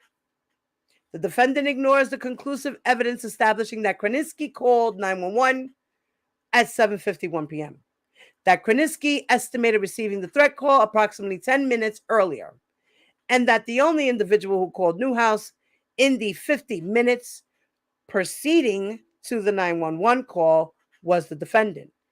In the face of this evidence, the defendant argues that his own landline phone appeared to be a fax number. Now, the evidence at trial established that the defendant used his landline to make and receive phone calls, including the call he made to Newhouse at 7:38 p.m. Indeed, the parties stipulated that the landline phone number was a telephone number used by Donnell Russell in 2018 and 2019. And the defendant had a 6-minute call with Jones on his landline phone on the morning of December 4th, 2018. Further still, the defendant listed his landline phone as an alternative number to his cell phone on the company invoice he prepared for services provided to R. Kelly. So there's an invoice, guys. There's an invoice that he prepared for R. Kelly. What was the invoice for? And what was the invoice amount?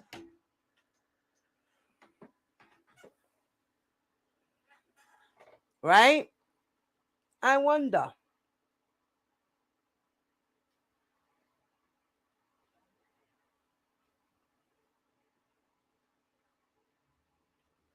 Okay. They have government exhibit 1408A. So that is the invoice that he made for R. Kelly. I want to see that shit. All of this evidence established that the defendant used his landline to make and receive phone calls, and that he made the threat call on December 4th of 2018. In short, there is ample evidence establishing that the defendant made the threat call, the phone records that make clear that the defendant was the only person That nigga just killed me in front of 3. calling Newhouse between 7:01 p.m. and 7:51 p.m. And Kraniski's 911 call, where he reported receiving the threat call approximately 10 minutes earlier. The stipulation that the defendant was the individual using the landline phone that was used to place the threat call, the undisputed evidence of the defendant's motivation to stop the screening, and the defendant's advanced knowledge that the police may be arriving shortly at Newhouse, and the defendant's deletion of text messages about the police arriving at Newhouse.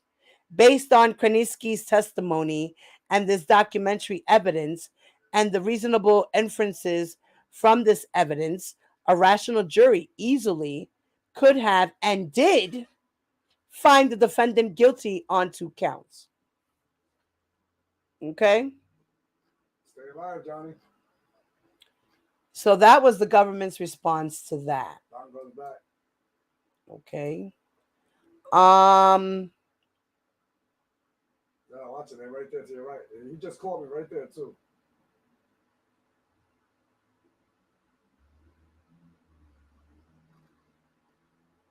Oh, wait. This was something else. I grabbed something wrong Johnny, here. push left.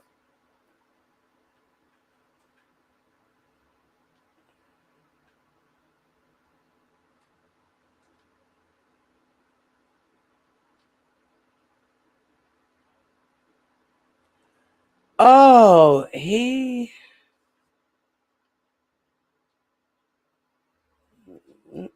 Okay.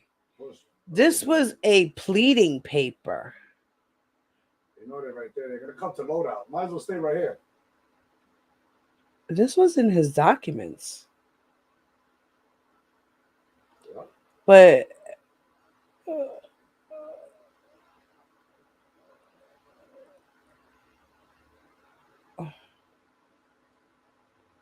what? Okay.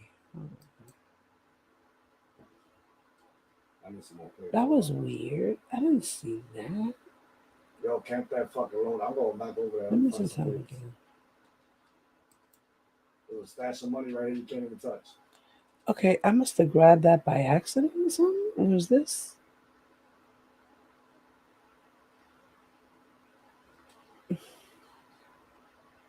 Okay, no, this is Don Russell's document. I just found the precision. Why would they put this in here?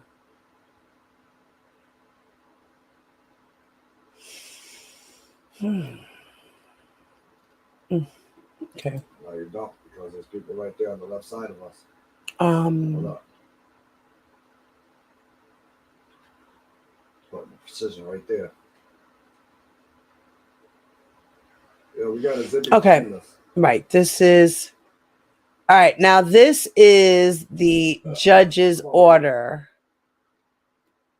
And he had stated that for the reasons stated on the record today, defendant Donnell Russell's motions for a judgment of acquittal or for a new trial, docket number 979, are denied. The sentencing, currently scheduled for November 21st, is adjourned to December 19th, and the defendant's sentencing submission is now due on December 5th. And the government's was December 12th. Oh, and this was dated November 4th of 2022. Okay. And this was the judgment in his case. that he was found guilty on counts 2 after a plea of not guilty. The defendant is adjudicated guilty of these offenses. He was found guilty of the 18 USC 875C, which is transmitting a threatening communication in interstate commerce, which was count 2. And the date of the offense was December 4th of 2018. The defendant has been found guilty on count 1. Okay, it was dated December 20th of 2022. Imprisonment. The court makes the following recommendations to the Bureau of Prisons. It is recommended that the defendant be designated to a facility in Illinois. And it says that the defendant shall surrender for service of sentence at the institution designed by the Bureau of Prisons before 2 p.m. on May 1st of 2023. And I still, I dropped 2 of them and I still didn't get the kill. So right now, Don Russell is out on bail.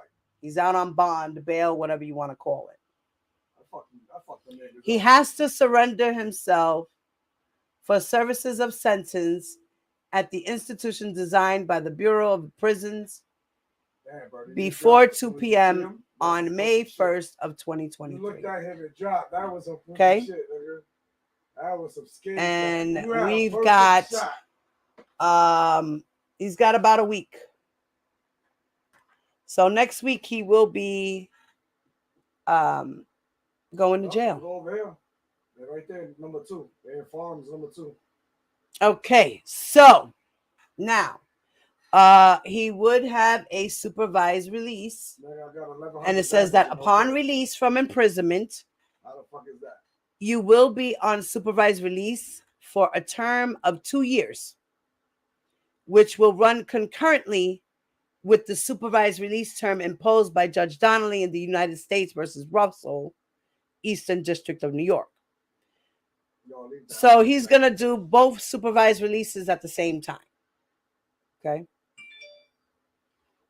Mandatory conditions is that the above drug testing condition is suspended based on the court's determination that you pose a low risk of future substance abuse. Also, mandatory conditions that you must cooperate in the collection of DNA as directed by the probation officer. Okay. I don't know where he came from, but. All right.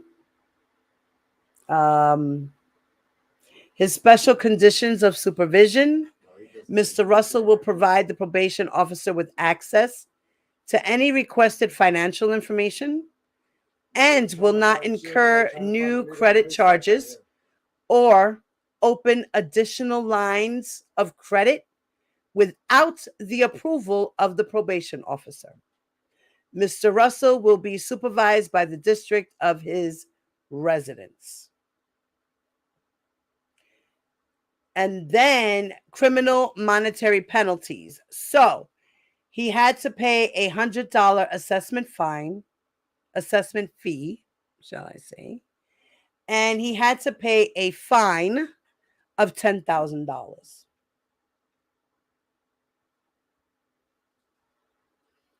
Okay. His schedule of payments, he had to pay a lump sum payment of $100, which was due immediately.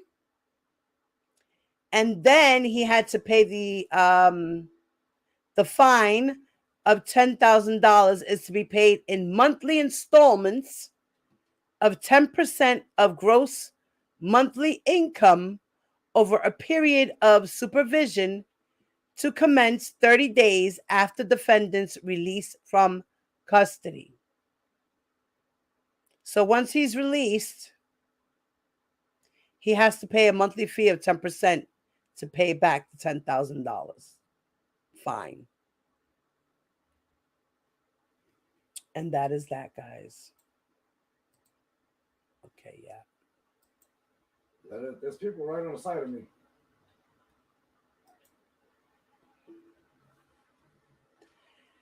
Ah, boy, I tell you. So, this is what's going on with Mr. Russell. Okay, guys, so the court denied his motion. The judge said, no, you're not getting an appeal. You don't get a new trial. No, not happening. So he was denied. And as I said on the record, as of now, as what I can see, there is no appeal process put in there for him. So he's broken. That is that. Nah. I'm gonna leave you guys I fucking shot him, you dumbass. Get the fuck out of here. with this one little video. All right. That is going to break down and explain the criminal court process and procedure. Okay? It's just a little video. I want you guys to enjoy the show. Make sure for those who want to take notes, please take notes and understand the criminal process. Okay? I also put on my community wall a video that will explain the federal criminal rules and the articles. Okay? I put it up for articles 1 through 4. And there it will explain the federal rules of evidence. Okay? Okay. The federal rules of evidence. Okay. Shut up, David. Okay. You sound like the old man from South Park. Okay. You see, David, he's fucking messing with me. Yo, get him, guys. Get him. Sound like the principal. Okay, from South Park. Okay. Oh my God, now you making fun of me too? Okay. The fuck? You don't like the way I narrate? Don't listen. Okay. Puñeta. Fucking David. Slap him. Right, wifey? Get him, wifey. Okay. So let's see what you guys were saying here while I was doing all that. Okay. Cherie, exactly. No need to be crying now. Okay. Cherie said this shit is crazy.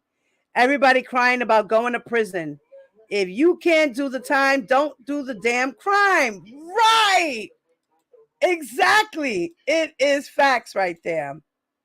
Hey, Hammer Time. What's up, lady? How are you, baby? All right. Why would Don the Con do that? He must be slow. Okay. Don made that call for Daddy. That's his Zaddy. He's Zaddy. Purple. What's up, lady? You in the building? What's up, my love? Hi, sister. Yo, what happened to Orange? I can't wait. David said, what happened to Orange? Purple. Get him, Purple. Get him, Purple. He making fun of you, Purple. Slap David in the back of his neck, please. Diva Time said, I can't wait until this interview tonight. Me either. Hopefully I get to watch it. I'm on vacation this week, but I'm about to talk plenty of shit. Okay, sis. Diva Time, get it in, sis. Mom Life. Hi, baby. R. Kelly's a fucking sick freak. Poster board for pervert. Okay. Okay. Wifey's laughing at David. All right. So let me share this video.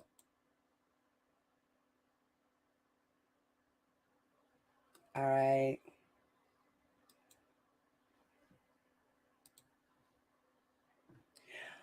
For those who need to take notes, please do, okay?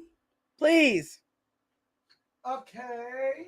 Now, as y'all know, I do not own the rights to these videos, okay, that I have presented here today. This is all for research and commentary purposes and learning purposes, especially this video on criminal court procedures and processes. Okay? Is anybody going to come help me? Or I got to fight by myself? excuse, but the law is there, and it says that if you ignorance of the law is no excuse, but the law is there, and it says that if you engage in this conduct, then the punishment for you may be between this and that. And so the purpose of the criminal law is to prevent people from doing things that society agrees are wrong. Rape, robbery, murder, whatever. That is, you're either damaging or taking someone else's life, or Okay. Caleb, what's your question, ma? Is Don the head groupie? Right now, I would think so. Yo, you got a nice sniper right here at the FJX Imperium. If that's the question, I would think so.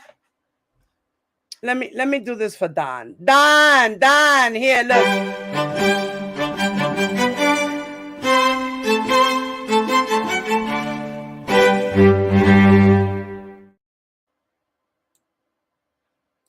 Don, are you the head groupie? Please answer my sister's questions. Leave your comments in the comments section below, all right, Don? Donnell Russell, Colin Don. Hey, Zaddy. Where's your Zaddy at? Mm-hmm. Too bad you won't be sitting next to him. Who knows? Too bad you won't be sitting next to him. They done transferred his ass out. I wonder where you gonna be going. Mm-hmm.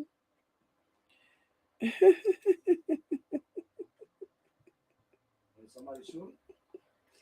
He the only one going down for his crimes right now. Ah, man. All right, I'm going on mute, guys. I'm going to present my video, y'all.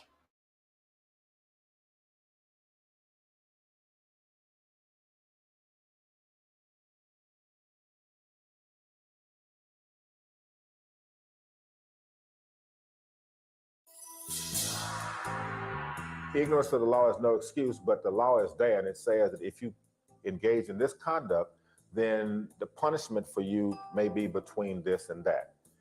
And so the purpose of the criminal law is to prevent people from doing things that society agrees are wrong. Rape, robbery, murder, whatever.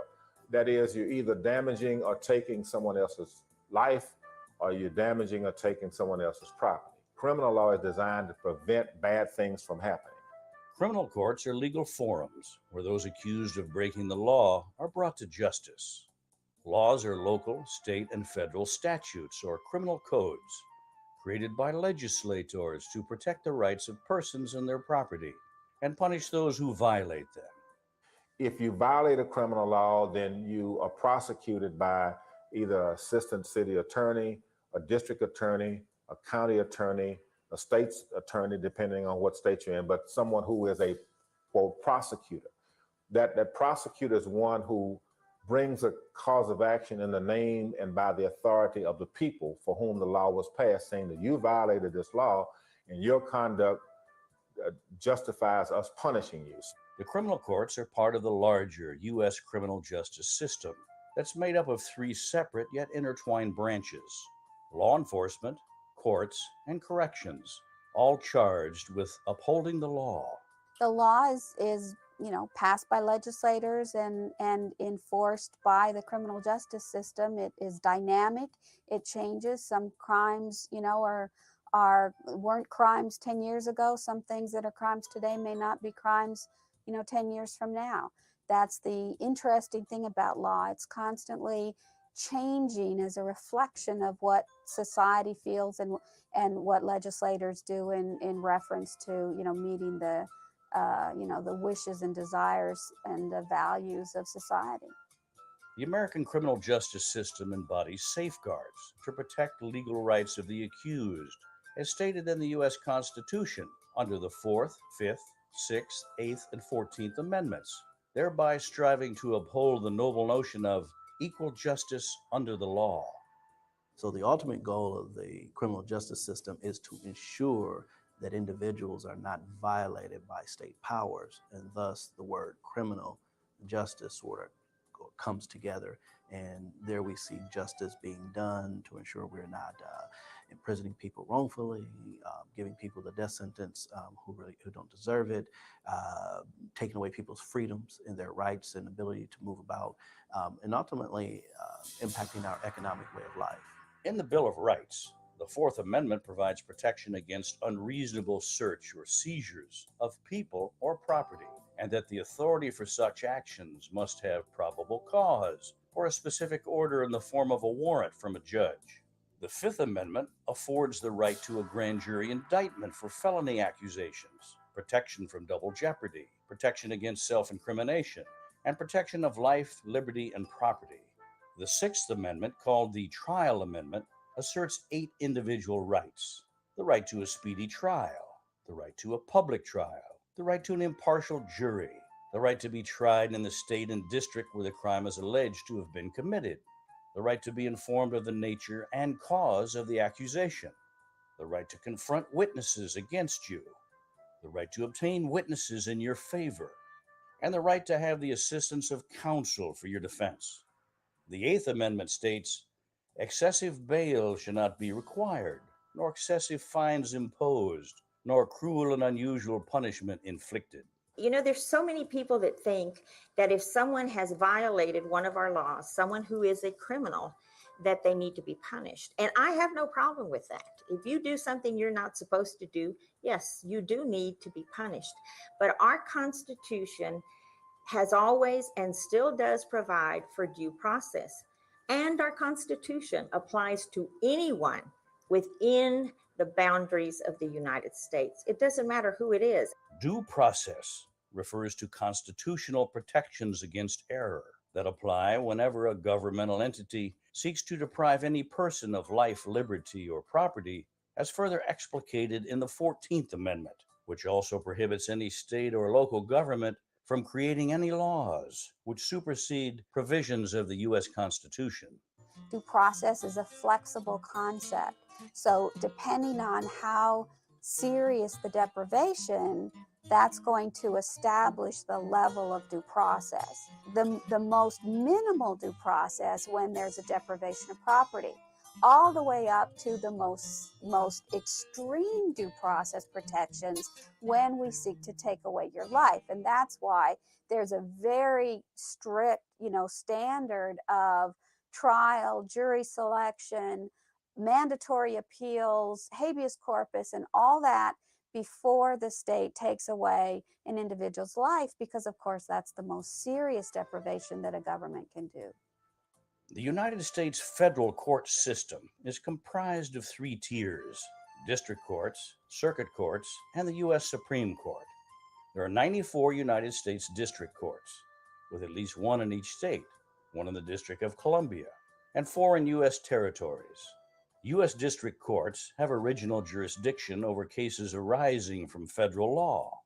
Appeals to federal district court decisions are brought to one of the 13 United States Circuit Courts of Appeal, located geographically throughout the country.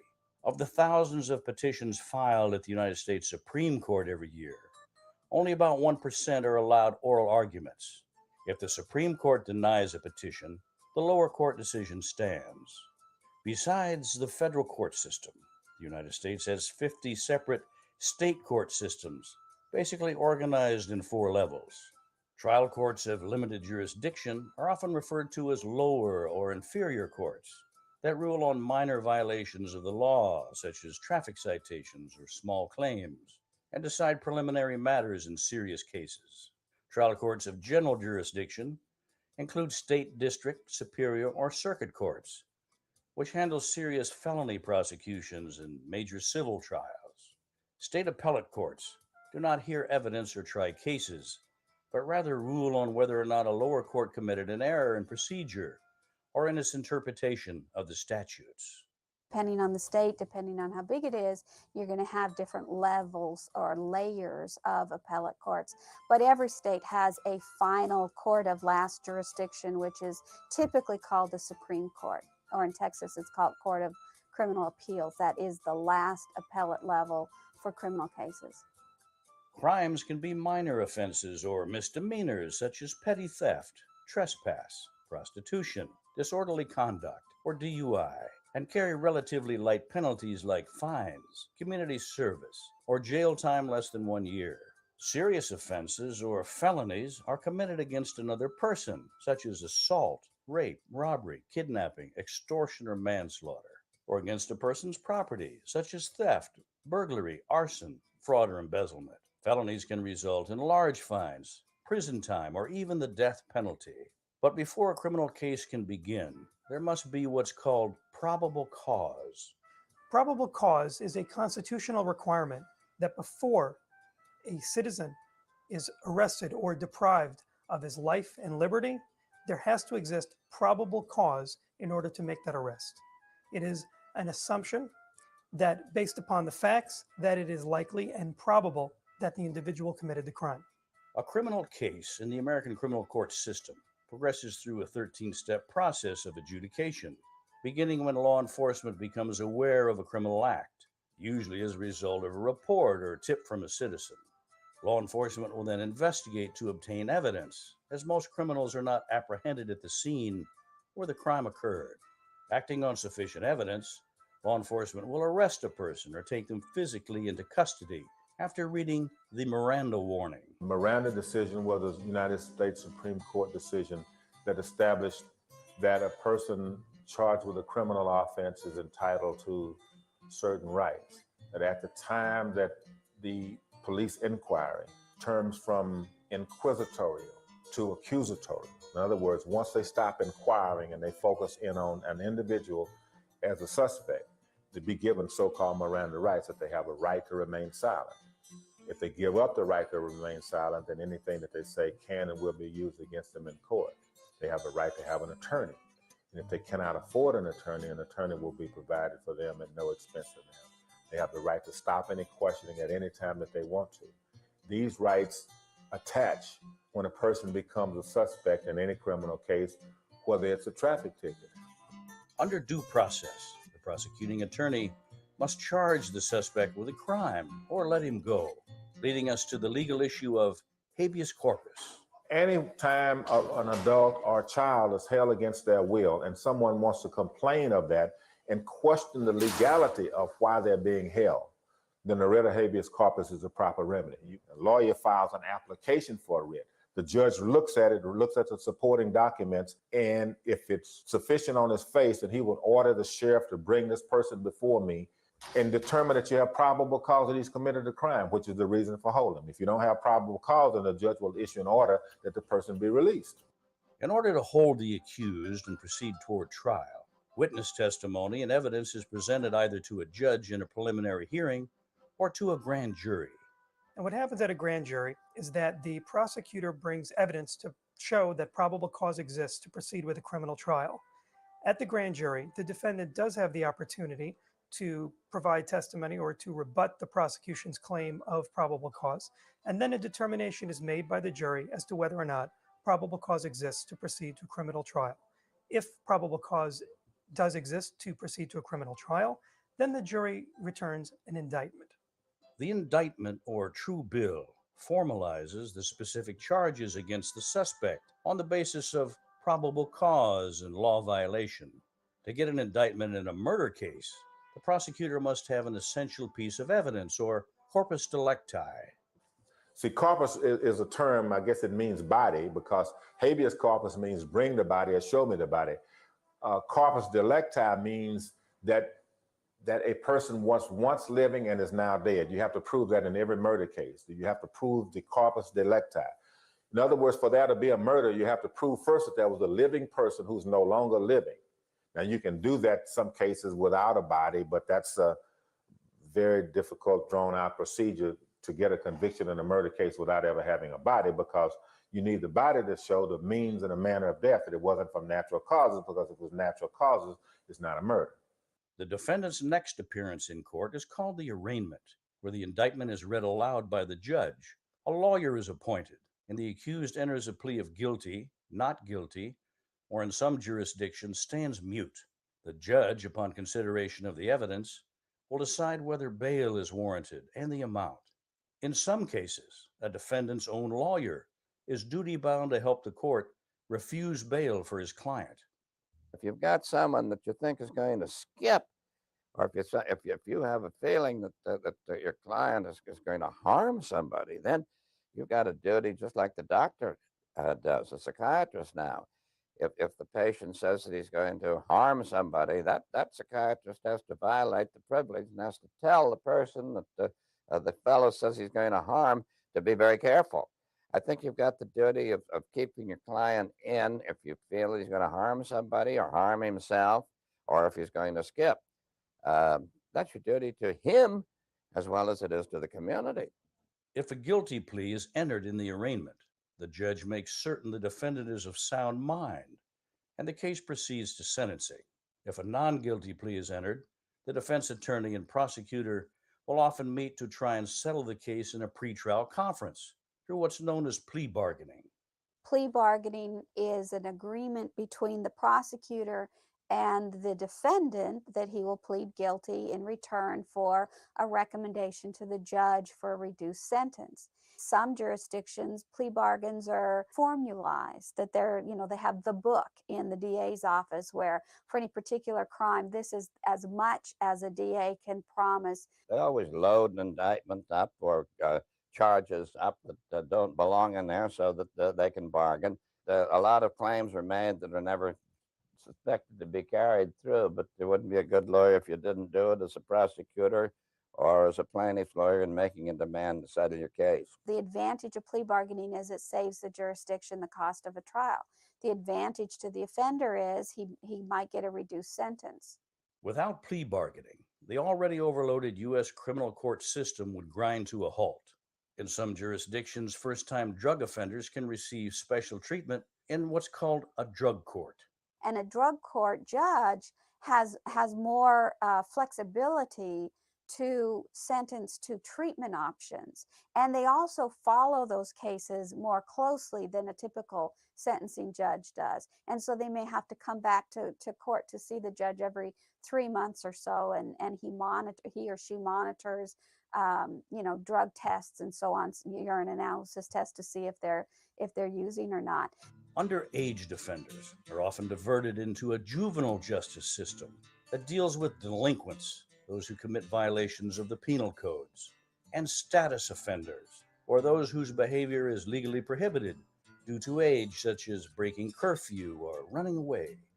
And society views juveniles as young adults, people who have not yet matured to be able to have a mind that's able to operate as normal adults will. So the court will, in essence, provide for an ability for the juveniles to learn and then move on without having a record to stain them for the rest of their lives. Typically, in juvenile court, you'll find that a crime, after it's been served by the juvenile, will be sealed. And when the juvenile becomes an adult, they will not be affected by having a criminal record that will stain them for the rest of their lives. The U.S. Supreme Court ruled that juvenile courts, like adult courts, had to grant juveniles virtually all the same due process rights. The only right that was excluded was right to a trial by jury. So attorneys began to appear in juvenile court, whereas they had not been in court prior to the last third of the 20th century. In the attempt to avoid negative mental programming that may affect a child for the rest of his life, the American juvenile justice system euphemizes standard adult criminal terms. Arrested. We don't arrest a juvenile. We take a juvenile into custody. We don't charge with a juvenile with a particular offense. We say that the juvenile is filed on by the district attorney, and we don't send a juvenile to prison.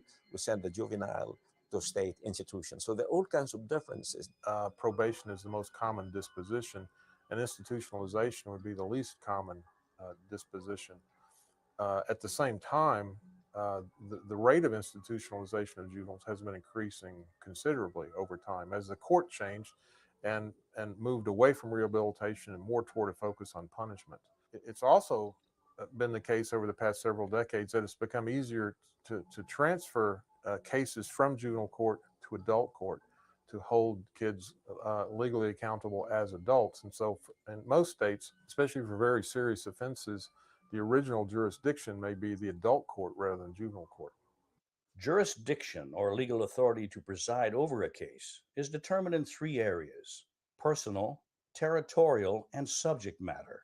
Jurisdiction over a person means that the state of New York has the jurisdiction to compel an individual who is a citizen of the state of New York to come into court. Jurisdiction over a territory means that a court is empowered to hear a case for an item or an occurrence or individuals that happen to be within a territory.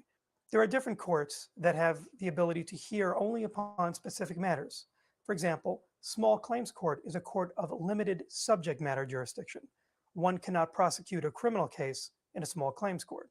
But generally speaking, in the criminal law, you have some overlap in jurisdiction. For instance, a bank robbery can be brought either in state court or federal court. It's what's called dual jurisdictions, because the same criminal conduct that results in what's called robbery, aggravated robbery in state court, is also a violation of federal law, because the federal government insures the money that's in the bank. Before the trial begins, prosecutors or defense attorneys may present motions in limine, a request to the judge to issue orders or rules by which the trial process will be amended.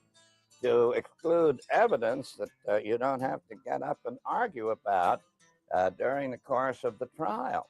Anything that you think is going to be objected to, that's privileged or that's prejudicial, that the man has AIDS, you don't want to have that brought out because it's irrelevant to the trial. You should have brought that up in chambers before the trial started, and you should have had a brief on it, and you should have argued in chambers so that you won't have to argue it and belabor it in front of the jury.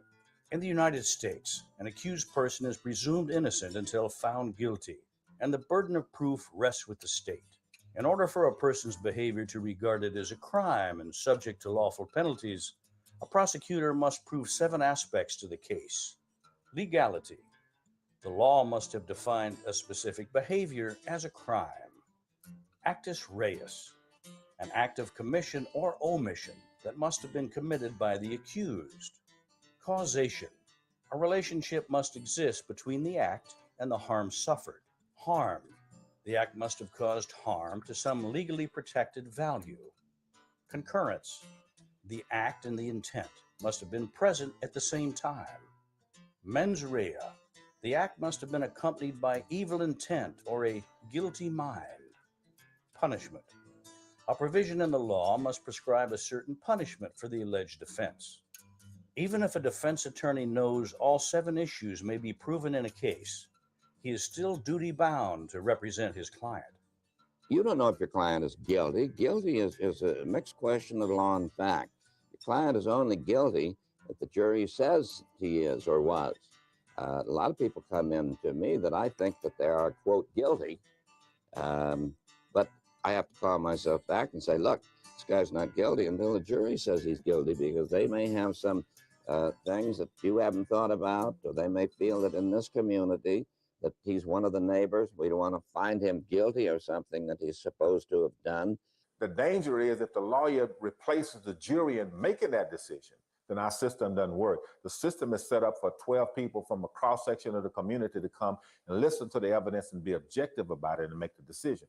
If the lawyer replaces them by becoming a jury of one, then the danger is that the person will not get what they're entitled to by representation of counsel. Under the U.S. Constitution, every citizen is guaranteed the right to a trial by jury of his peers. Trial by jury is when a jury of individuals or a jury of the accused peers will be the finders of fact and the ultimate triers in the case. This differs from trial by judge, where a judge takes the place of a jury and determines whether or not there's guilt or innocence. To mount a jury, citizens from the local community are convened for review and selection under a process known as voir dire. When you're given the right to ask questions of prospective jurors, you're giving the right to choose the umpire. I'm going to ask him a lot about what he does, about his family, what his life experience is, how he feels about certain things. If you find 12 people who are open-minded, who don't have some preconceived notion about the case, who haven't decided the case already for some reason because they like the way the person's hair is combed, or they don't like the lawyer who represents one side or the other. It's not based upon a popularity contest. A criminal trial begins when the attorneys stand and deliver their opening statements, the prosecutor going first. The opening statement must be limited to the facts, evidence to be presented, and the law, and cannot be argumentative or suggestive of conclusions the judge or jury might draw. Seasoned criminal defense lawyers may decide to make their opening statements brief for reasons of strategy. I don't make an opening statement because if you make an opening statement, you give the other side that has the burden of proof the blueprint to your case. But the jury should have the blueprint. You've got to say something. If you're going to make an opening statement, then you do have to give them the diagram. You do have to give them the blueprint. You do have to mention Ordinance 621, which you're going to bring out in trial, which you're going to blow up and show to the jury in closing argument. I mean, it's your job to show that criminal law protects your man, not the criminal, not the man that the district attorney would make the criminal who isn't. The bulk of a criminal trial is basically composed of two things: witness testimony and factual evidence. All courts are governed by rules of evidence that describe what types of evidence are admissible. In general, evidence must be probative, meaning it must help prove a fact or issue relevant to the case.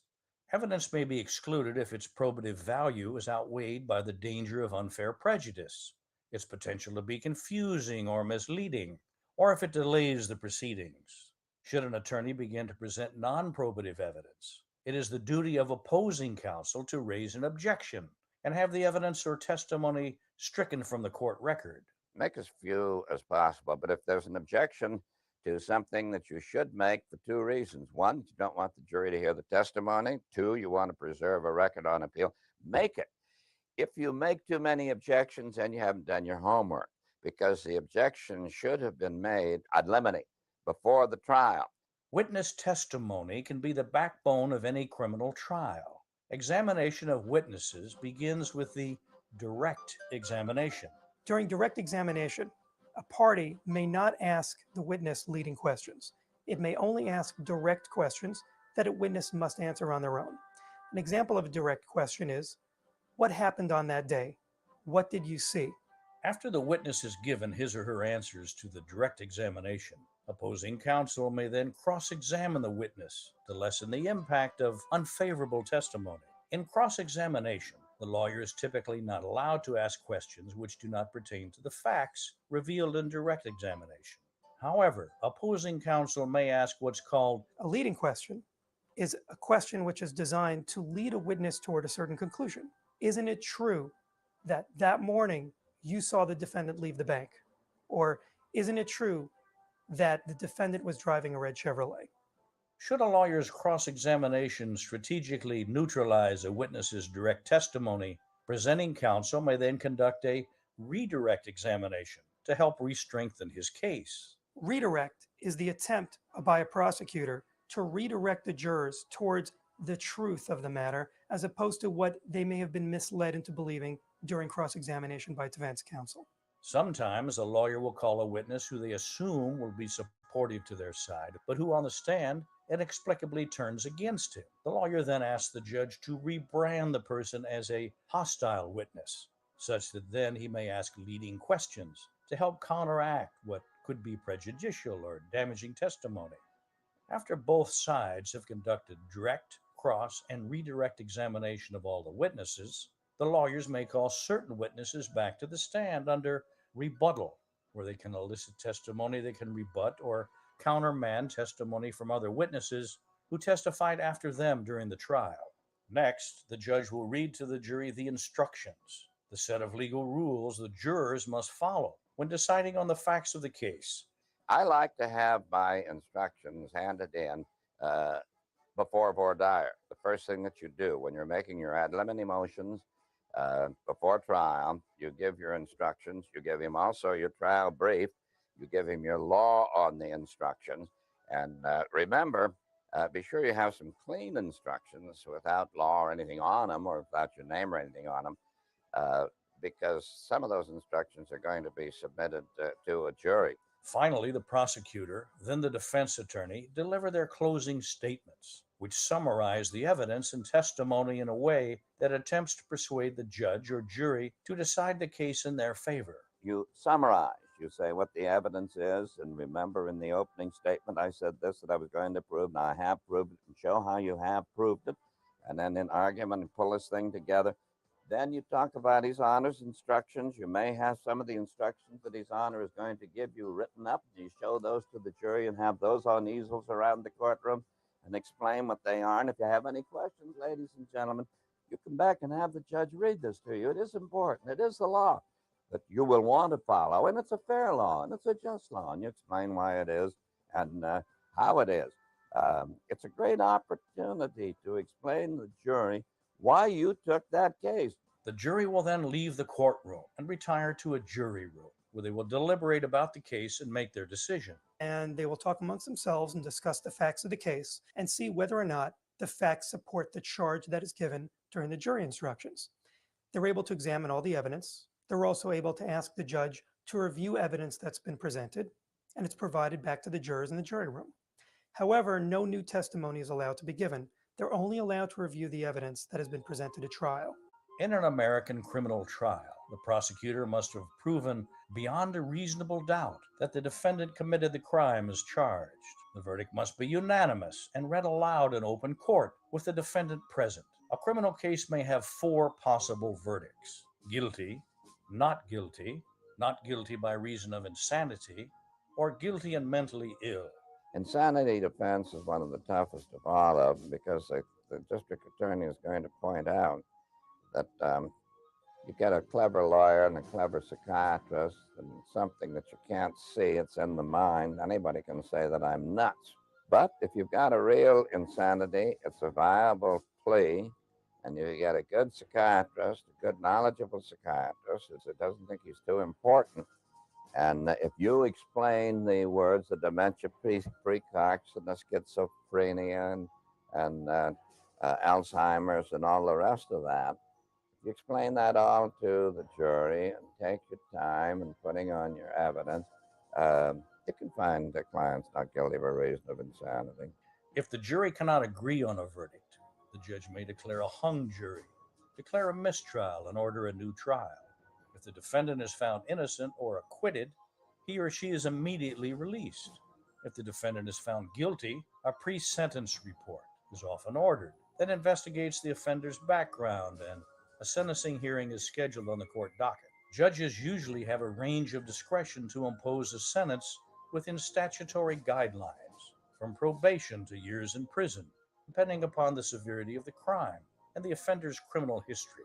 Sometimes there will be mitigating circumstances the judge will take into account to lessen the penalty. Some states, such as California, have a 3 strikes and you're out law, whereby a 3rd felony conviction can result in a life sentence. In federal court, some crimes like drug cases call for mandatory minimum sentences, a subject that's currently under debate. Crack cocaine and the violence surrounding crack cocaine in urban areas was really, really a problem. And so the laws were designed to hit that problem hard through incarceration, increasing the penalty. Hopefully people will decrease their violence and decrease their use of crack cocaine, selling that and using it. But that wasn't the result. The result was a great deal of minority communities were impacted greatly. Minorities were placed in prison, and we still see individuals being treated unfairly as they stand before the court. One person, again, has cocaine, another person has crack cocaine. One gets 15 years to life, the other gets 6 months probation. Another sentencing issue open to eternal debate is that of capital punishment, or the death penalty. For every study that says it is a deterrent to crime, there's another study that says it is not a deterrent to crime. There's really no authoritative answer to that. I believe in what Ernest Vandenhag said years and years ago, and he says that the one single argument for the death penalty is retribution. Death penalty cases mandate an automatic appeal.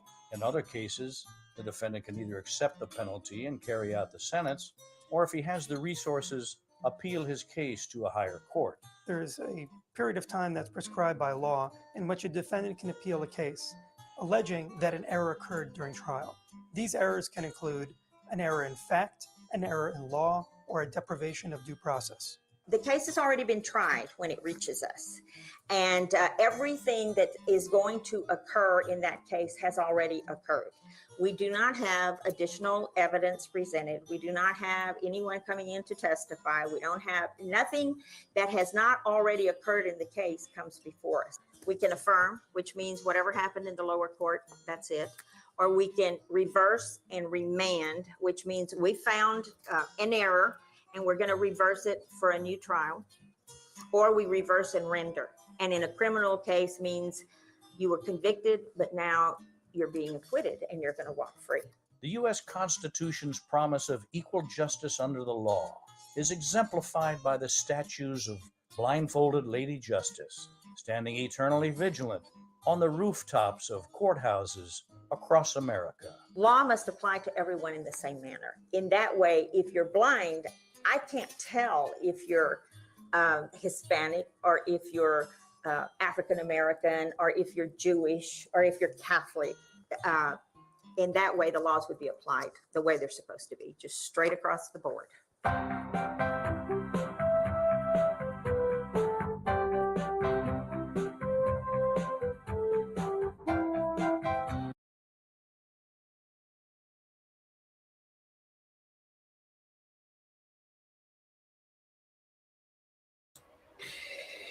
Oh boy, now I hope everybody can understand the due process.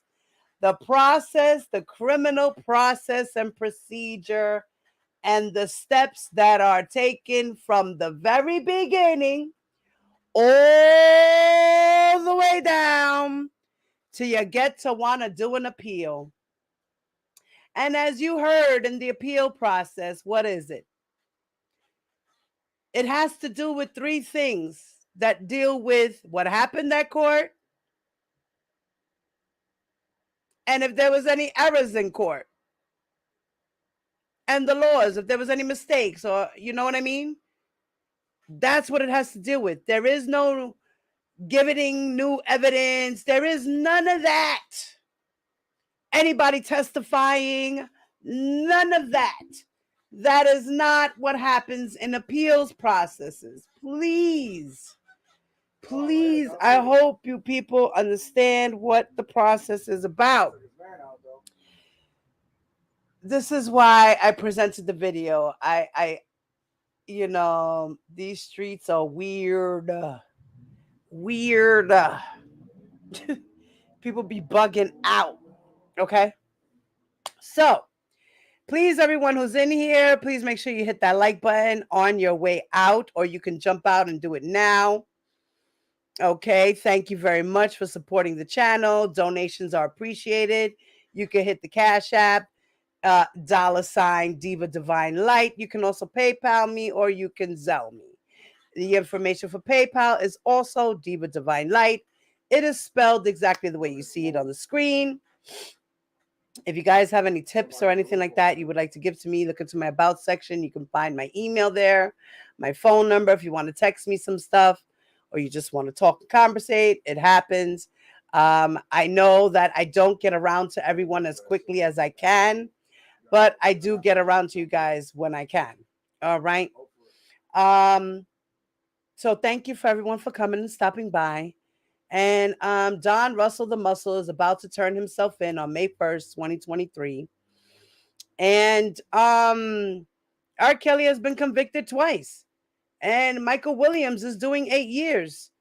And Mr. Russell will have to do what was it? It was 20 months and then 12 months or something like that. 18 months and 20 months and 18 months or something like that. You know, he pleaded guilty to stalking the Rogers family, but he was convicted in the New York threat to the new house for the premiere screening of the Surviving R. Kelly back in 2018. Yo, babe, here. So, yes, baby, I'm coming. You're very welcome, guys. You're very welcome. Welcome. You're very welcome. I hope you guys learned a lot today. especially with that processing video with the criminal process, because Lord have mercy, these streets are so messed up. So, guys, as I said, don't forget, okay, hit that like button. For those who are not subscribed to my channel, please subscribe. Please subscribe. I'm almost to 2,000. Come on, guys. Help me get to 2,000. I've been out here for a while, and my channel is growing slowly, and that's just what it is. I love you guys, those that support me, those that been here from day one, still riding with me. I love my ladies that are in the bushes. I love my ladies that are in the chat. My whole OCOV family, y'all already know. And for those who are just here to support the channel, thank you guys for supporting. And remember, if you guys have any comments, please leave your comments in the comment section of the video. Make sure it's respectful, all right? It won't get deleted or held for review, okay? And if it's a good one, I'll engage. If not, I just give you a heart. I just agree. If I don't agree, I'm going to say something, or I might just give you a thumbs down. That's just how it be. All right, so guys, don't forget, all right, you can hit that Cash App, donate to the channel. Your girl, Diva Divine Light, is out. Peace.